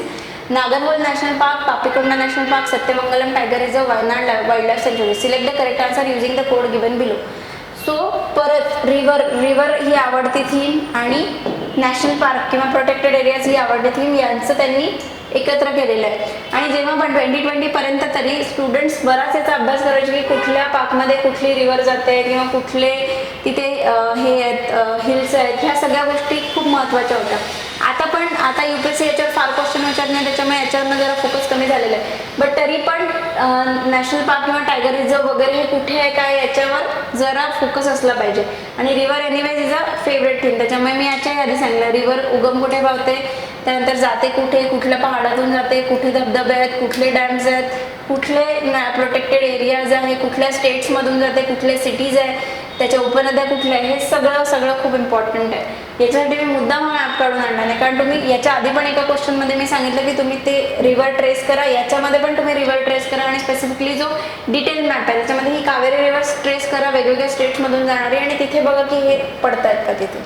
So याचा answer पापिकोंडा national, म्हणजे याच्यातून एलिमिनेशनच घ्यायचं आहे. पापिकोंडा national park कुठे, आंध्र प्रदेशमध्ये. कावेरी रिव्हरचा त्याचा काही फार एवढा तिथे त्या येत नाही त्या रिजनमध्ये, त्याच्यामुळे दिस इज रॉंग. 2 एलिमिनेट केलं तर हे गेलं, हे गेलं, उरतावरलं 1, 3, 4 आणि 3, 4, म्हणजे 3 आणि 4 आहेच. 1 आहे नागरहोल नॅशनल पार्क, येस तो पण घेतोच, त्याच्यामुळे सी आन्सर आहे. हां, आणि याच्यामध्ये मला सांगायचं होतं, हा जो क्वेश्चन आहे ना 72 नंबरचा, the leader of elephant group is a female, त्याच्यासाठी मी मागे पण सांगितलं होतं की शंकर आयसचं माझं जे बुक होतं त्याच्यामध्ये बरेच असे छोटे डू यू नो याच्या अंडर याच्यामध्ये त्यांनी बऱ्याच इम्पॉर्टंट इन्फॉर्मेशन दिलेली असते, ज्याच्यामधून माझा तो एलिफंटचा क्वेश्चन हे झाला होता. आता इथे यांनी काय लिहिलं होतं, males elephant do not maintain long term social bonds remaining in the unit only in to their teens and then live out their lives on in loose bachelor groups or wandering on their own. So definitely male नसणार नाही ते leader, म्हणजे ते टीन्समध्येच चालले जातात आणि group leader मग टीन्समधला नाही तर मग म्हातारा, म्हणजे ते ना 3 पर्यंतच तिथे असतात, त्याच्यानंतर तर ते नसतात. मग डेफिनेटली उरली जबाबदारी कोण, जी एजेड फिमेल आहे तिच्यावर. सो दिस वॉज, म्हणजे इथून पण ते येतं. त्याच्यानंतर फ्लाइंग फॉक्सबद्दल पण त्यांनी थोडंसं काहीतरी दिलेलं आहे, flying fox are the fruit eating bats वगैरे वगैरे. सो फ्लाइंग फॉक्सवरचा तो क्वेश्चन जरी डिलीट झाला होता पण तरी इथे पण त्याची माहिती होती. Dolphins they are not fish. Dolphins whales are called cetaceans. Cetaceans are creatures belonging to the group of water living mammals. They have no hind limbs and a blowhole for breathing. They are not fish. So अशावर पण एखादा question ते विचारू शकतात. तुम्ही याचा अर्थ हे नाही मी म्हणत आहे की तुम्ही जाऊन शंकरचं बुक काढा आणि त्याच्यामधले डू यू नो सगळे वाचून काढा, पण अशा टाईपची माहिती तुम्ही जर का पुस्तक वाचत असाल आणि त्याच्यामध्ये अशा पण गोष्टी असतील तर त्याला पण इग्नोर करू नका, त्या पण गोष्टी वाचत राहा, कारण असे क्वेश्चन त्यातून सॉल्व्ह होतात. Question number 74. With reference to the India's biodiversity, Ceylon frogmouth, coppersmith barbet, grey-chinned minivet, and white-throated redstart are birds. हे कोणाला पण माहिती नव्हते, पण ही जी गोष्ट आहे ना व्हाईट थ्रोटेड, त्यानंतर ग्रे-चिन्ड मिनिवेट, याच्यावरनं थोडासा एक हे वाटत होतं की प्रायमेट्स पण असू शकतात का, कारण चिन त्यांना आहे, पण तरी पण व्हाईट थ्रोटेड आणि ग्रे चिन या गोष्टींवरून बऱ्याच लोकांनी बर्ड्स हे आन्सर टिक केलं होतं आणि ते राईट आलं होतं. सो हे माहिती असेल नसेल तरी पण मग आता आपलं पुढचं काम काय की सिलॉन फ्रॉगमॉथ, कॉपरस्मिथ बार्बेट वगैरे हे सगळे जस्ट एकदा सर्च करून ठेवा, परत आले तर आपल्याला लगेच आन्सर मिळेल.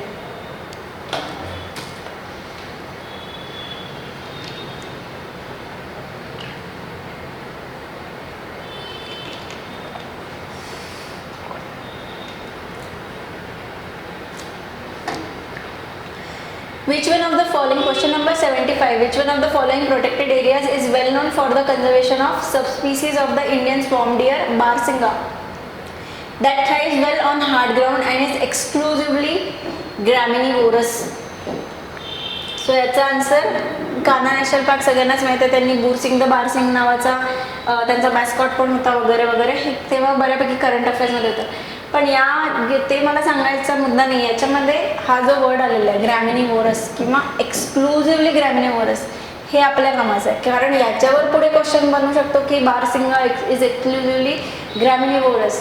ग्रॅमिनिवोरस म्हणजे एक्सक्लुझिव्हली ग्रासवर चरणारा, ते पानं बिनं वगैरे खात नाही, ग्रासच खातात प्रिडॉमिनंटली, म्हणजे ग्रासच खातात, म्हणून त्याला एक्सक्लुझिव्हली ग्रॅमिनिवोरस म्हटलेलं आहे. सो बारसिंग बुरसिंग जे ते एक्सक्लुझिव्हली ग्रॅमिनिवोरस आहे. याच्यावर एक क्वेश्चन बनेल आणि या एक्सक्लुझिव्हली वर्डमुळे उद्या आपण त्याला डिलीट करायला जाऊ, बट नाही, त्यांनी इथेच दिलेलं आहे thrives well on hard ground and it's exclusively graminivorous. तर हे लक्षात ठेवायचं आणि नोट्समध्ये हे ॲड करायचं. बाकी याच्यात फार डिस्कस करण्यासारखं नाही. Steel slag can be the material for which of the following? Construction of base road, improvement of agriculture soil, production of cement. Select the correct answer using the code given below. हा पण एन्व्हायरमेंटचा question आहे आणि इथे पण can be the material for which of the following? Construction of base road, yes. Improvement of agriculture soil, acidity वगैरे कमी करायला वापरल्या तर production of cement, yes. Slag आहे ती. So 1 2 3 D is the answer. फार डिस्कस करण्यासारखं नाही आहे, एन्व्हायरमेंटचा basic question. Question number 77, which of the following are the most likely places to find the musk deer in its natural habitat? Ascot Wildlife Sanctuary, Gangotri National Park, Kishanpur Wildlife Sanctuary, Manas National Park. Select the correct answer using the code given below. याच्यामध्ये एलिमिनेशनला त्यांनी जागा दिलेली आहे आणि हा पण current अफेअर्समध्ये त्यावेळेला म्हणजे खूपच याचे व्हिडिओज पण खूप चालले होते की कुठले वाईल्ड लाईफ सेंच्युरी कुठे आहे वगैरे वगैरे, या सगळ्या गोष्टींवर ते होते.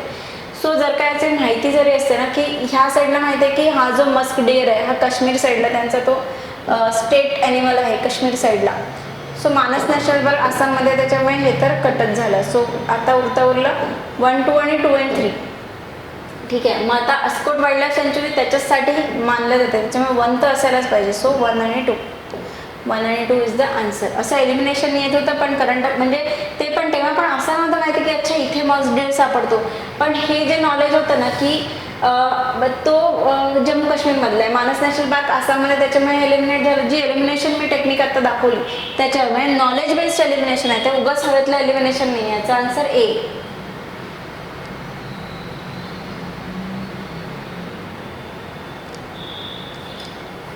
In rural road construction, the use of which of the following is preferred for ensuring environmental sustainability or to reduce carbon footprint? First, copper slag. Second, cold mix asphalt technology, geotextile, hot mix asphalt technology, Portland cement. Select the correct answer using the code given below. इथे पण एलिमिनेशनला जागा दिलेली आहे. इथे पण बघा 5 आहे आणि 5च्या 5 आन्सर नाहीच आहे. सो नेहमी अलर्ट राहा जेव्हा पण 5 येतात, जनरली म्हणजे 99% ऑफ टाइम्स 5च्या 5 आन्सर्स नाही आहेत. सो याच्यामध्ये एलिमिनेशन करायचं. एलिमिनेशन कसं करायचं की बाबा road construction use of which of the following is prefer for ensuring environmental sustainability. Environmental सस्टेनेबिलिटीचा मेन म्हणजे याच्यामध्ये सगळ्यात पहिल्यावर काय वाटेल की एन्व्हायरमेंटल सस्टेनेबिलिटी कशाने येईल? Yes, Jio textile. सो 3 असल्याच पाहिजे आपल्या ऑप्शनमध्ये. सो हा गेला, हा गेला, 4 आणि 5 गेला आणि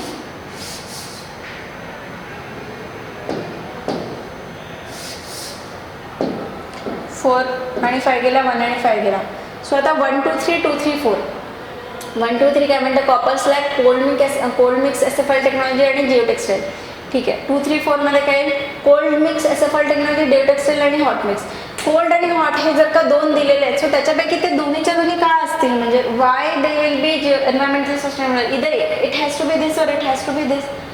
कॉपर स्लॅग आणि आता पण ह्याच्या आधी पण आपण कुठली पाहिली? Steel slag. स्टील स्लॅग कशासाठी वापरली होती त्यांनी?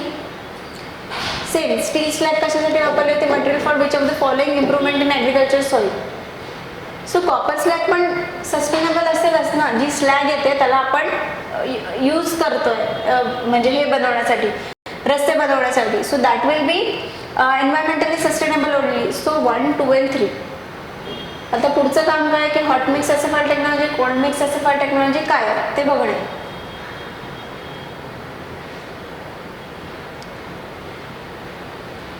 79. Consider the following statements. Coal ash contains arsenic, lead and mercury.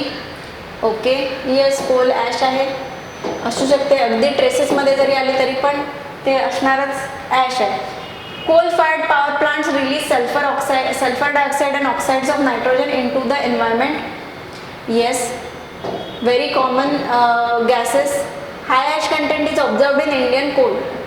Basic question related to Indian coal. Which of the statements given above is or are correct? 1, 2, 3. General knowledge type of question.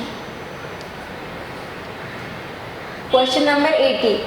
What is the use of biochar in farming? Biochar can be used as a part of the growing medium in vertical farming. Okay, biochar can be used. आता आपल्याला माहिती आहे तेव्हा biochar बऱ्यापैकी न्यूजमध्ये होता की पोरस असं मटेरियल असतं की जे ह्याच्यासाठी वापरायचं फार्मिंगसाठी. म्हणजे बायोमासला ॲब्सेन्स ऑफ ऑक्सिजनमध्ये खूप हाय टेम्परेचरला जाळायचं आणि ते जे मटेरियल बनेल त्याचं blackish, that is a biochar. Biochar can be used as a part of the growing medium in vertical farming. Yes, it can be. When biochar is a part of the growing medium, it promotes the growth of nitrogen fixing microorganism. Yes, when biochar is a part of the growing medium, it enables the growing medium to retain water for longer time. Yes, which of the following statement given above is or are correct? 1, 2, 3. माहिती असेल नसेल तरी पण ती एक बायोकॅर, bio या वर्डवरून एक सस्टेनेबिलिटीचा sense येतो. सस्टेनेबिलिटीच्या सेन्सला सपोर्ट करणारे हे दोन्ही आर्ग्युमेंट्स आहेत, त्याच्यामुळे 1, 2, 3 डी. पण तरी ते करंट अफेअर्समध्ये होतच बऱ्यापैकी, त्याच्यामुळे असं नाही की बाबा नाही माहिती. बायोकॅरचा तुम्ही फोटोसाठी आणलेलं आहे. दिस is बायोकॅर. Question number 81. If a particular plant species is placed under Schedule 6 of the Wildlife Protection Act 1972, what is the implication? A license is required to cultivate that plant. Such plant cannot be cultivated under any circumstances. किती extreme, कधीच ते म्हणजे cultivate करता येणार नाही. Very wrong. Second is wrong. It is genetically modified crop plant. Such plant is invasive and harmful to ecosystem. So WPA 72 हा अत्यंत important होता आणि त्यावेळेला त्याचे 6 शेड्यूल होते. आता ते चेंज झालेले आहेत, त्याच्यामुळे पण त्यावेळेसच्या आणि याचा आन्सर ए होता. Licence is required to cultivate the plant. कारण तसे प्लांट्स त्याच्यामध्ये होते. शेड्यूल 6 जो होता तो प्लांटसाठीचा स्पेसिफिक होता. सो नॉलेज बेस्ड होता आणि बऱ्यापैकी डायरेक्ट क्वेश्चन होता, कारण WPAवर याच्या आधी पण क्वेश्चन आलेले. सो सगळे शेड्यूल पाठ असणं इम्पॉर्टंटच होतं. 81चं ए. 82. With reference to the period of Gupta dynasty and ancient India, the towns Ghantashala, Kadura and Chaul were known as ports handling foreign trade, capitals of powerful kingdoms, places of exquisite stone art and architecture, important Buddhist pilgrimage center. So हे ports होते. जे जुने maps आहेत ना, काही NCERT मध्ये पण दिलेले आहे. मी तो आज लावायचं राहिले, पण त्याच्यामध्ये पण घंटाशाला वगैरे ह्या सगळ्या गोष्टी दिलेल्या असतात. ते पोर्ट सिटीज होत्या. आणि एनिवे बऱ्याच लोकांनी UPSCच्या PYQ ट्रेंडवरनंही मारलं होतं. बऱ्याच लोकांना माहिती नव्हतं. चौल तर माहिती असायला पाहिजे होतं, पण ठीक आहे, नव्हतं जरी माहिती तरी माझ्या बऱ्याच फ्रेंडनी तेव्हा जस्ट की बाबा पोर्ट्स ही UPSCची फेवरेट थीम आहे आणि त्याच्यावरून त्यांनी हा ए मारलं होतं आणि त्यांचं राईट आलं होतं. सो तिथे कसा गेस घ्यायचा किंवा नाही हे पण तुम्हाला जास्तीत जास्त PYQ सॉल्व्ह करूनच कळेल की अच्छा हे घेऊ शकतो का बाबा. Question number 83. व्हॉट इज और आर द ॲडव्हान्टेज और advantages of zero tillage in agriculture? Zero tillage म्हणजे त्याची मशागत झिरो करायची, जे टिल वगैरे करतात त्या सगळ्या गोष्टी. Sowing of wheat is possible without burning the residue of previous crop. Without the need for nursery of rice saplings, the direct planting of paddy seeds in the wet soil is possible. Carbon sequestration in the soil is possible. Select the correct answer using the code given below. 1, 2, 3. ही पण ना zero टिलेजवर याच्या आधी पण question आलेले आहे UPSCमध्ये 2015 मध्ये वगैरे. आणि मी ॲग्रिकल्चरसाठी एक शंकरच्या बुकमधला, म्हणजे माझा रेफरन्स शंकर होता, त्याच्यामुळे शंकरच्या बुकमध्ये पण ॲग्रिकल्चरचा जो चॅप्टर होता which was the most ignored, पण त्याच्यामधनं बऱ्यापैकी नंतर क्वेश्चन्स येतात. सो ॲग्रिकल्चरशी रिलेटेड ह्या ज्या गोष्टी आहेत, झिरो टिलेज झालं किंवा या सगळ्या अशा इम्पॉर्टंट ज्या गोष्टी आहेत त्या आपण त्याच्याकडे जरा लक्ष द्यायचं. आणि याचा आन्सर 1, 2, 3. फार असं डिस्कस करण्यासारखं म्हणजे याच्यात सांगण्यासारखं पण काही नाही आहे. त्यामुळे आपण नेक्स्ट क्वेश्चन बघू.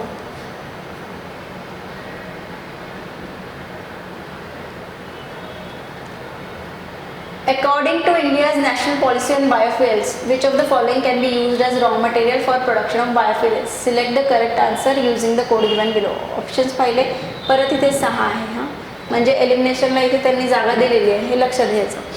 आता मोस्ट कुठले म्हणजे आता कुठली पण बायोफ्युएल पॉलिसी, कुठला पण नेशन असेल, कुठली पण बायोफ्युएल पॉलिसी जी जेव्हा ते बनवेल, तर याच्यामध्ये तुम्ही दोन गोष्टी बघा की डॅमेज्ड व्हीट ग्रेन्स आणि रोटन पोटॅटोज, याचं काही करता येणार आहे का? याचं काही करता येणार आहे का? स्टार्च, हे हेवी स्टार्चवाल्या गोष्टी आणि हे रॉटन आहे, सो डेफिनेटली त्याचा रियूज करण्याचा कुठलंही नेशन ट्राय करेल, अँड स्पेसिफिकली इंडिया जिथे की रियूजची सगळ्यात जास्त पॉलिसी आहे. सो 4, 2 आणि 5 हे असायलाच पाहिजे आपल्या ऑप्शनमध्ये, डॅमेज व्हीट ग्रेन्स आणि रॉटन पोटॅटोज. आता कुठे उरले? डॅमेज व्हीट ग्रेन्स 2 आणि 5. 2 आणि 5 कशामध्ये हे गेलं, म्हणजे हे एलिमिनेट झाले. आता उरलं कसावा, ग्राउंडनट सीड्स, हॉर्स ग्राम, शुगर बीट. आता ग्राउंडनट सीड्स म्हणजे ते इंडिया एनिवे ऑइल म्हणजे ऑइल कन्झ्युमिंग कंट्री, आणि ग्राउंडनट सीड्सपासून आपण काय काय बनवू शकतो? एक तर कडबाकुट्टी, त्याच्यानंतर ऑइल वगैरे, ऑइलसाठी किती मोठ्या प्रमाणावर यूज होतो, आणि हे ऑइलच ऑलरेडी आपल्याला कमी पडतं, आपण इम्पोर्ट करतोय, आणि ते सोडून आपण याच्यातून बायोफ्युएल बनवणं शक्य आहे का? सो 3 जर का एलिमिनेट केलं, डायरेक्ट आन्सर येतं 1, 2, 5 आणि 6. 1 झाला, 2 झाला, 5 आणि 6 शुगर बीट, आणि हॉर्सग्राम पण नाही, बिकॉज हे पल्सेस आहेत आणि ते ऑलरेडी आपण इम्पोर्ट करतो, आणि त्या गोष्टीमधून ते खाण्याचं सोडून बायोफ्युएलकडे कशाला पळतील. हा एक बेसिक नॉलेज तिथे लागण्याची गोष्ट होती. करंट अफेअरमध्ये पण होता म्हणून त्यावर्षी, बट स्टील आम्ही ह्याच्यासाठी हे लॉजिक देत आहे किंवा त्याच्यावरचं फारसं नॉलेज देण्यात मला पॉईंट वाटत नाही, बिकॉज मला तुम्हाला हे सांगायचं आहे की क्वेश्चन कसे सोडवता येतील, किती इझी पद्धतीने सोडवता येतील. नॉट की मी त्याच्यावर तासभराचं लेक्चर देऊन फायदा होणार नाही, ते तर तुम्हाला जस्ट गुगल सर्च करून पण मिळेल, पण ते सोडवायचं कसं हे जास्त इम्पॉर्टंट आहे. So it's 1 to 6, 1 to 5, 6. Question number 85. Which one of the following statements best describe the term social cost of carbon? It is a measure in monetary value of the. परत सोशल म्हणजे society लेवलला cost आणि carbon म्हणजे कार्बनमुळे, carbon जितकं जाळल्यामुळे कशा टाईपची ते काहीतरी कॉस्ट लागते, त्याच्याशी तो रिलेटेड क्वेश्चन आहे. हे आपल्याला म्हणजे त्याचा आता मोस्ट अप्रोप्रिएट आन्सर शोधायचा आहे. Long term damage done by ton of CO2 emissions in a given year. Requirement of fossil fuels for a country to provide goods and services to its citizens based on the burning of those fuels. Efforts put in by a climate refugee to adapt to a life to live in a new place. Contribution of an individual person to the carbon footprint on the planet Earth. So it is a measure in monetary value. ठीक आहे, monetary value ते घेत आहेत कशाची? हे तिन्ही जर का ऑप्शन पाहिलं, हे किती नॅरो लेवलचं आहेत. हे एका स्पेसिफिक कंट्रीबद्दल बोलत आहे, कंट्री. हे आहे क्लायमेट रेफ्युजीबद्दल बोलत आहे. Contribution of an individual person in the carbon footprint on the planet earth. Social कॉस्टला जरी ठीक आहे, कंट्री लेवलला सोशल वाटत असेल, पण हा पण एक जरा सोशल, जर का सोशल या वर्डवर आपण फोकस केला तर एक कंट्रीच आहे, जर का ग्लोबल लेवलला कार्बन फुटप्रिंटचा जो इश्यू आहे किंवा पॉल्युशनचा जो इश्यू आहे, ग्लोबल वॉर्मिंगचा जो इश्यू आहे, तो एका कंट्रीशी रिलेटेड आहे का? नाही. सो मोस्ट ब्रॉड टर्म यातली कुठली आहे? The long term damage done by the ton of CO2 emissions in a given year. Answer is 1. हा पण वर्ड ब्रेकेज करून सोडवायचा क्वेश्चन आहे. Question number 86. With reference to pulse production in India, consider the following statements. Black gram can be cultivated as both kharif and rabi crop. Green gram alone accounts for nearly half of pulses production. In the last 3 decades, while the production of kharif pulses has increased, the production of rabi pulses has decreased. Which of the following statement given above is or are correct? परत त्यांनी किती मोठा decade दिला, म्हणजे in the last 3 decade म्हणजे गेल्या 30 वर्षात. ठीक आहे, सो 30 वर्षात त्यांनी म्हटलं की production of kharif pulses has increase, the production of rabi pulses has decrease. Possible आहे का? आणि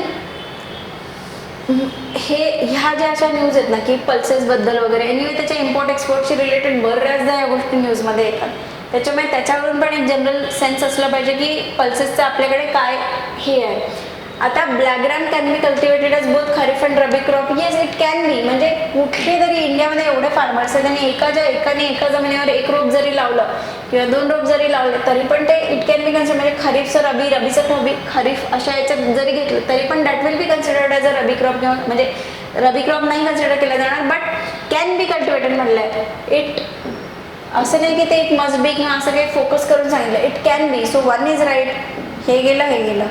आता थर्ड एलिमेंट झालं. विथ द लास्ट 3 डिकेड्स 30 इयर्समध्ये kharif pulses has increase, the production of rabi pulses has decrease. नाही, third is wrong. So 1 only is the answer.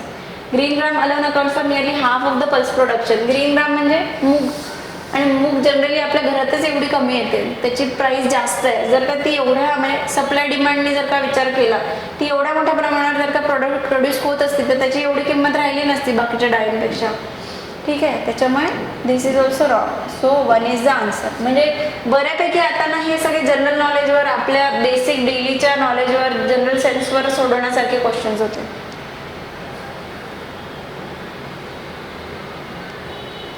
Question number 87. The crop is subtropical in nature. A hard frost is injurious to it. It requires at least 2104 frost-free days and 50 to 100 centimeters of rainfall for its growth. A light, well-drained soil capable of retaining moisture is ideally suited for the cultivation of the crop. Which one of the following is that crop? So, सरळ answer cotton. मग आता पुढचं काम काय? ज्यूटसाठी काय लागतं, sugar केनसाठी काय काय लागतं, टीसाठी काय काय लागतं. स्पेसिफिकली याच्यात ना 210 फ्रॉस्ट फ्री डेज आणि 52 म्हणजे याच्यावरून तरी ठीक आहे बाबा नाही कळत, पण हा जो ना ही सगळ्यात मोठी हिंट होती. 210 फ्रॉस्ट फ्री डेज. जिथे पण कॉटन कल्टिवेटर होते त्यांना फ्रॉस्ट नाही लागत, बिकॉज नाही तर मग त्याचे जे बोंड आहे ते खराब होतात. आणि इथे पण यांनी सॉईलचं पण ते सरळ ब्लॅक सॉईल देऊ शकले असते, बट त्यांनी ते न देता a light well drain soil capable of retaining moisture. Retaining moisture कुठली करते? ब्लॅक सॉईल करते. सो हे 2 तिथे खूप मोठे हिंट्स होते. 210 फ्रॉस्ट फ्री डेज आणि ब्लॅक सॉईल, जरी ब्लॅक सॉईल डिरेक्टली दिली नाही. सो या तिघांचं बघून ठेवायचं काय काय त्यांना पाहिजे. Question number 88. With reference to solar water pumps consider the following statement. Solar power can be used for running surface pumps and not for submersible pumps. Solar power can be used for running centrifugal pumps and not the ones with piston. हे बघा, आता solar power आहे. Power म्हणजे काय की ते फक्त त्याला एनर्जी देत आहे. मग इथे कुठलं पण इन्स्ट्रुमेंट असेल, whether it is running surface pump असेल किंवा सबमर्सिबल पंप असेल, त्याला काय देणं नाही. इथे फक्त पॉवर मिळते, इथे कुठून पण येते, त्याच्याशी काही संबंध नसणार आहे. Solar power can be use for running centrifugal pumps. Pump centrifugal आहे का वन्स विथ पिस्टन आहे, त्यांनी काही फरक पडणार नाही, इथे फक्त पॉवर मिळते. सो त्यांनी जस्ट म्हणजे हा पण इतके हातचे मार्क होते या म्हणजे 2020च्या पेपरमध्ये की खूपच सोपे म्हणजे सोलर पॉवरनी पुढे काय कशाला देते, याच्याशी त्या पॉवरला काय देणं घेणं आहे किंवा यांना काय देणं घेणं की आपल्याला पॉवर कुठून येते. So neither. Very general common sense question, common sensical question. Correct. हां, which of the given about is or correct? D, कारण दोन्ही करेक्ट नाही आहे. With reference to the current trends in the cultivation of sugarcane in India, consider the following statements.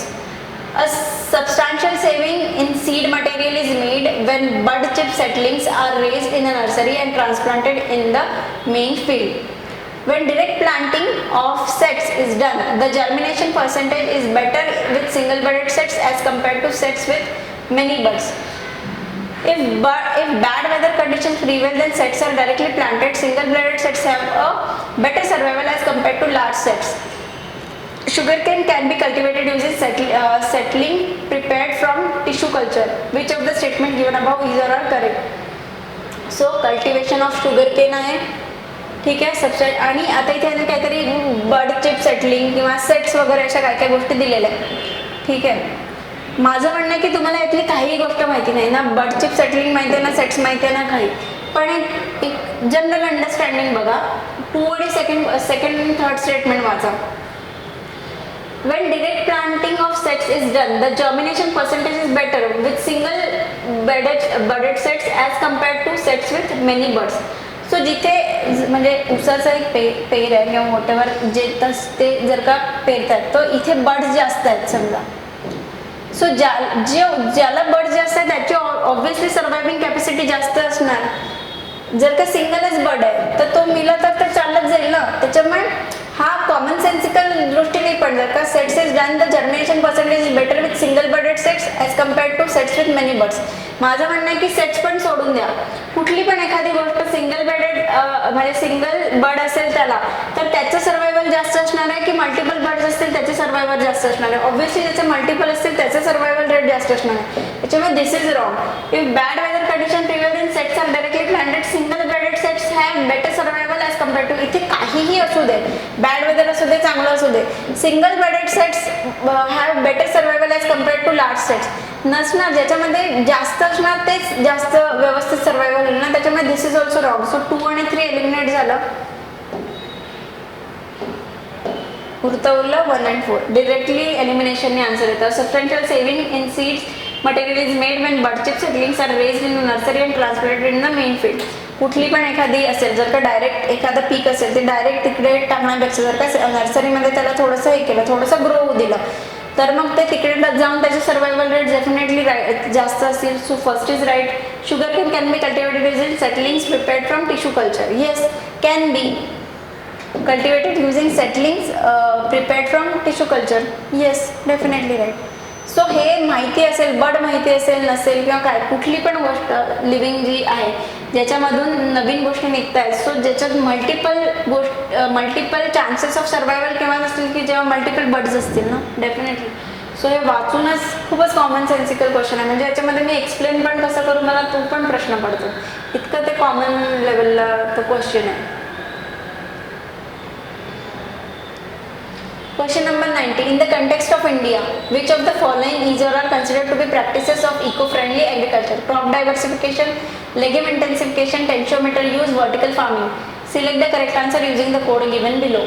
4 आहे त्याच्यामधलं crop diversification. Yes, म्हणजे eco friendly. आणि याच्यामध्ये पण ना त्यांनी ह्या एका पॉईंटवर तो म्हणजे क्वेश्चन फिरवलं आहे. कारण बऱ्याच लोकांनी ना याचा 1, 2, 3, 4 आन्सर दिलं होतं पण UPSCने वर्टिकल फार्मिंग हा नाही दिला की practices of eco friendly agriculture.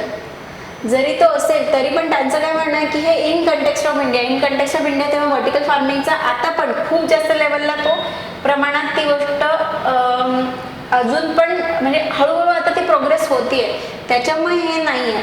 Crop diversification केलं तर येस इको फ्रेंडली ॲग्रिकल्चर आहे. कारण लेग्युम्स वगैरे एकत्र टाकले तर नायट्रोजन फिक्सिंग जास्त होतं. त्याच्यामुळे आर्टिफिशियल जे युरिया वगैरे या गोष्टी आपल्याला जास्त नाही टाकाव्या लागत. त्याच्यामुळे this is also right. Legume intensification yes legume तेच आता मी जे सांगितलं ते. क्रॉप डायव्हर्सिफिकेशन केलं, वेगवेगळे क्रॉप्स घेतले तर त्याचा एकमेकांना फायदाच होतो. टेन्शिओमीटर यूज म्हणजे त्याचं ह्युमिडिटी मोजण्याचं ते टेन्शिओमीटर जे असतं ते. त्यामुळे दिस इज ऑल्सो राईट. त्यांनी 1, 2, 3 असं आन्सर दिलं. बऱ्याच टेस्ट सिरीजनी म्हणजे बऱ्याच क्लासेसनी 1, 2, 3, 4 दिलं होतं पण इथे हे लक्षात घ्यायचं इन कंटेक्स्ट ऑफ इंडिया असं त्यांनी UPSCने घेऊन 4th इज रॉंग. त्याच्यामुळे 1, 2, 3 हेच answer. 91. What are the advantages of fertigation in agriculture? Controlling the alkalinity of irrigation water is possible. Efficient application of rock phosphate and all other phosphatic fertilizers is possible. Increased availability of nutrients to plant is possible. Reduction in the leaching of chemical nutrients is possible. Select the correct answer using the code given below. इथे बघा आता fertigation कोणाला माहिती नव्हतं पण fertigation या गोष्टीवरनं तुम्हाला काय होतं.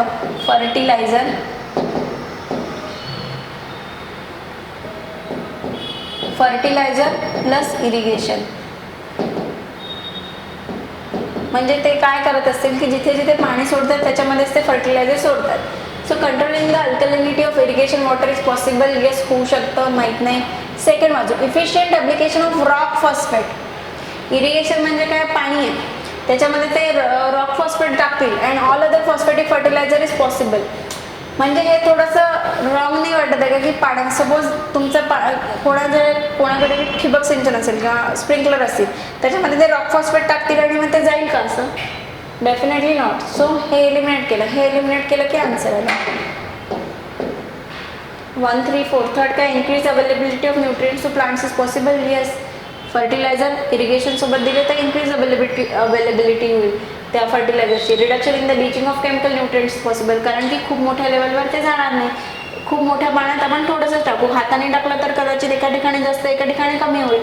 त्याच्यामुळे second is wrong. 1, 3 and 4. Question number 92. Consider the following minerals: bentonite, chromite, kyanite, sillimanite. In India, which of the above is or are correctly often in India, which of the above is or are officially designated as major minerals? Bentonite is not. म्हणजे हा बऱ्यापैकी खूपच factual question आहे, त्याच्यामुळे इथे उगाच guesses घ्यायचे नाही. नसेल माहिती तर अशा टाईपचे सोडायचं नाही. सो बेंटोनाइट हा नव्हता काय म्हणतात मेजर मिनरल, त्याच्यामुळे 1 एलिमिनेट करून याचं 2, 3, 4 हे आन्सर होतं. पण हा खूपच काय म्हणतात खूपच फॅक्च्युअल क्वेश्चन आहे, त्याच्यामुळे अशा ठिकाणी फार गेसेस घ्यायचे नाही.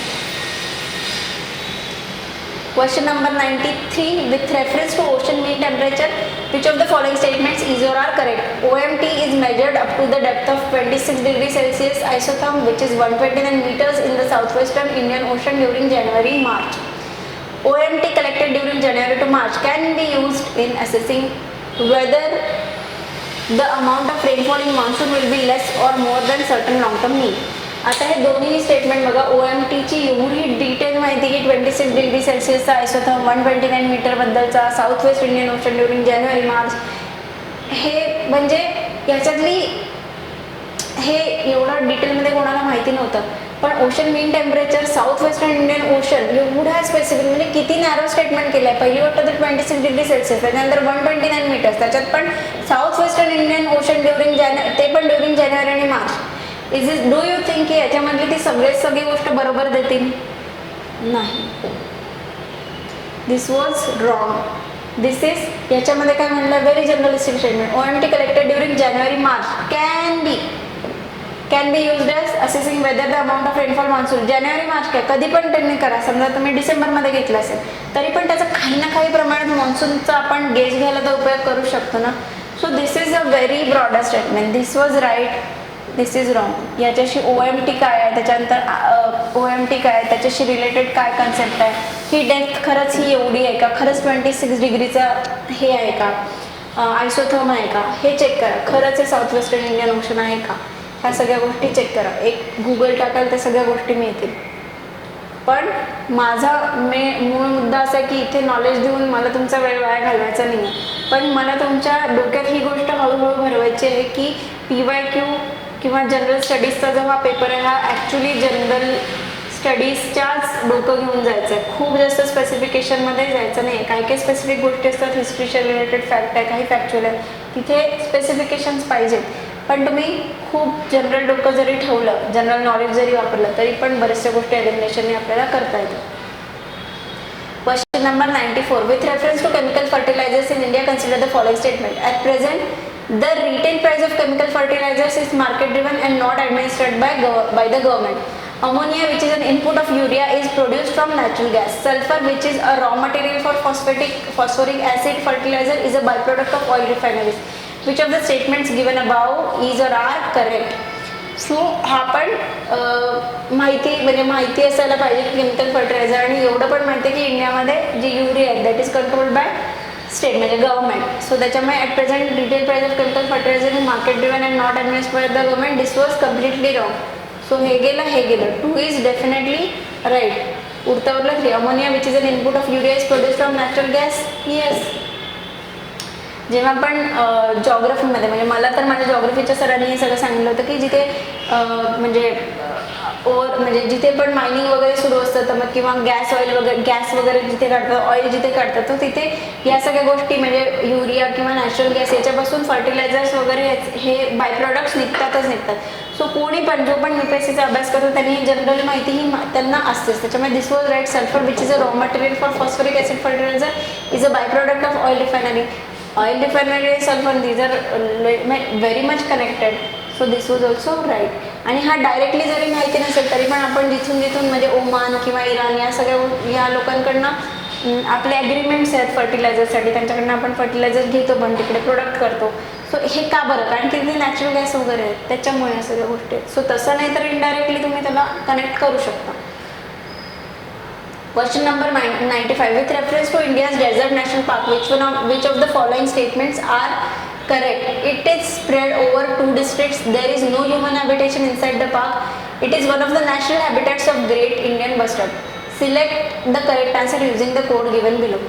सो आता कोणाला माहिती आहे की डेझर्ट नॅशनल पार्कमध्ये 2 डिस्ट्रिक्टमध्ये आहे का नाही, कोणाला माहिती नव्हतं. There is no human habitation inside the park. किती एक्स्ट्रीम स्टेटमेंट आहे. एखादी झोपडी जरी बांधली तरी पण ह्युमन हॅबिटेशन तिथे कन्सिडर केलं जाईल. फॉरेस्ट ऑफिसर आहे तो स्वतः तिथे राहत असेल समजा तरी पण ते कन्सिडर केलं जाईल ह्युमन हॅबिटेशन. त्यामुळे हे तर रॉंगच आहे. हे रॉंग झालं. आन्सर डायरेक्ट आपल्यासमोर आहे 1 and 3. सो त्याचा अर्थ हे बरोबरच आहे. It is spread over 2 district. One of the natural habitats of great Indian bustard. हे तर करंट अफेअर्समध्ये होतच त्यावेळेला, त्याच्यामुळे हे तर माहितीच पाहिजे. So 1 and 3 is right.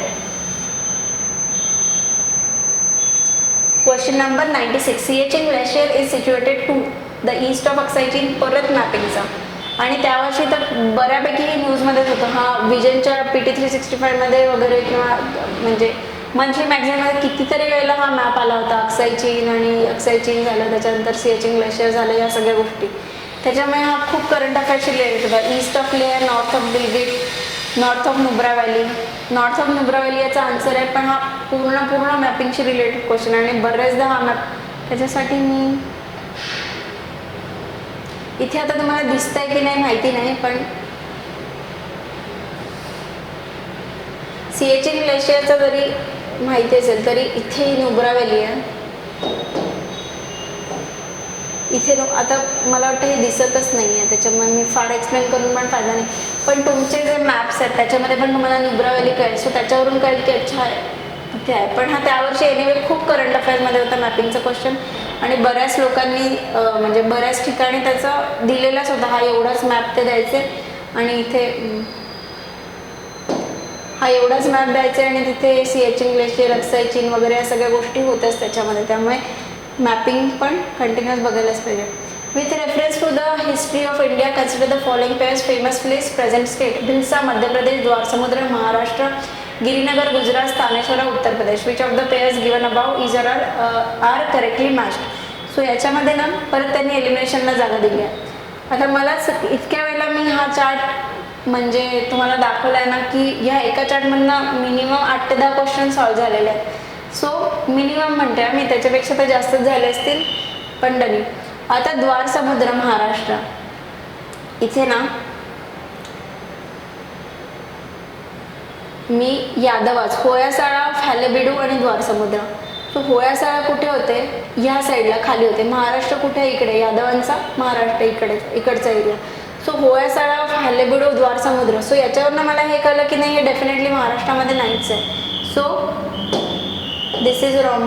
2 cut झाला, हा ऑप्शन गेला, हा ऑप्शन गेला, म्हणजे 1 is definitely right. Bhilsa Madhya प्रदेश. आणि एनिवे भिल्सा मध्य प्रदेश हे माहितीच असायला पाहिजे. दुसऱ्या गिरीनगर आणि स्थानेश्वरा. स्थानेश्वरा म्हणजे काय, ठाणेसर, हर्षाची डिनास्टी जिथून आली. हे कुठल्या साईडला आहे, हरियाणा साईडला, उत्तर प्रदेशमध्ये नाही आहे. त्याच्यामुळे गिरीनगर गुजरात. सो 1 आणि 3 आर द आन्सर. आणि गुजरातमध्ये गिरीवरून कळायला पाहिजे. 1 आणि 3.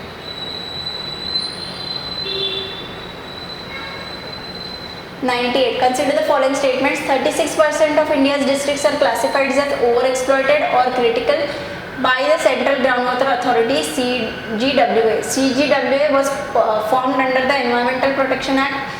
India has the largest area under groundwater irrigation in the world. Which of the statement given above is or are correct? So हे कोणालाही माहिती नव्हतं, कारण एवढे डिटेल रिपोर्ट कोणी नाही वाचले की 36% आहे की किती आहे माहीत नाही. पण हे माहिती असायला पाहिजे होतं, कारण EPA अत्यंत इम्पॉर्टंट आहे आणि त्याच्या अंडरच्या बॉडी मी याच्या आधी पण सांगितलं आणि त्याच्यानंतर पण याच्यावर क्वेश्चन आला की CGWA म्हणजे EPAच्या अंडर कुठली बॉडी फॉर्म झाली आहे. 2020मध्ये त्याच्या आधी त्यांनी हे विचारलेलं आहे. So CGWA was formed under the environment protection act, right. 2. India is the largest area under ground water irrigation in the world. याच्यावर तर किती चर्चा असते, म्हणजे ग्राउंड वॉटर इरिगेशन आपल्याकडे इतकं जास्त प्रमाणावर आहे, ओव्हर एक्सप्लॉयटेशन आहे, पंजाब हरियाणामध्ये किती प्रॉब्लेम झालेले आहेत हे सगळं माहितीच आहे. त्याच्यामुळे 2 आणि 3 येणारा हे एकच ऑप्शन होतं, हे रॉंग. सो आन्सर 2 आणि 3. म्हणजे मला याच्यामध्ये तुम्हाला किती एक्सप्लेन करू हेही कळत नाही, बिकॉज सगळे इतके जनरल नॉलेजला ते क्वेश्चन्स होते ना, आणि जनरली ज्या पेपरमध्ये न्यूज असतात किंवा जे पण तुम्ही करंट अफेअर्सचे डिस्कशन वाचत तर त्याच्यामधनं डायरेक्टली त्या डोक्यावर पडणाऱ्या गोष्टी आणि त्याच्या म्हणजे डोक्यात जरा आपल्या कानावर पडणाऱ्या गोष्टी आणि त्याच्यावरनं ते आपल्याला येणारे ते असे आन्सर्स होते. त्याच्यामुळे इथे मी काय एक्सप्लेन करू तर तोही मला प्रश्नच पडतो.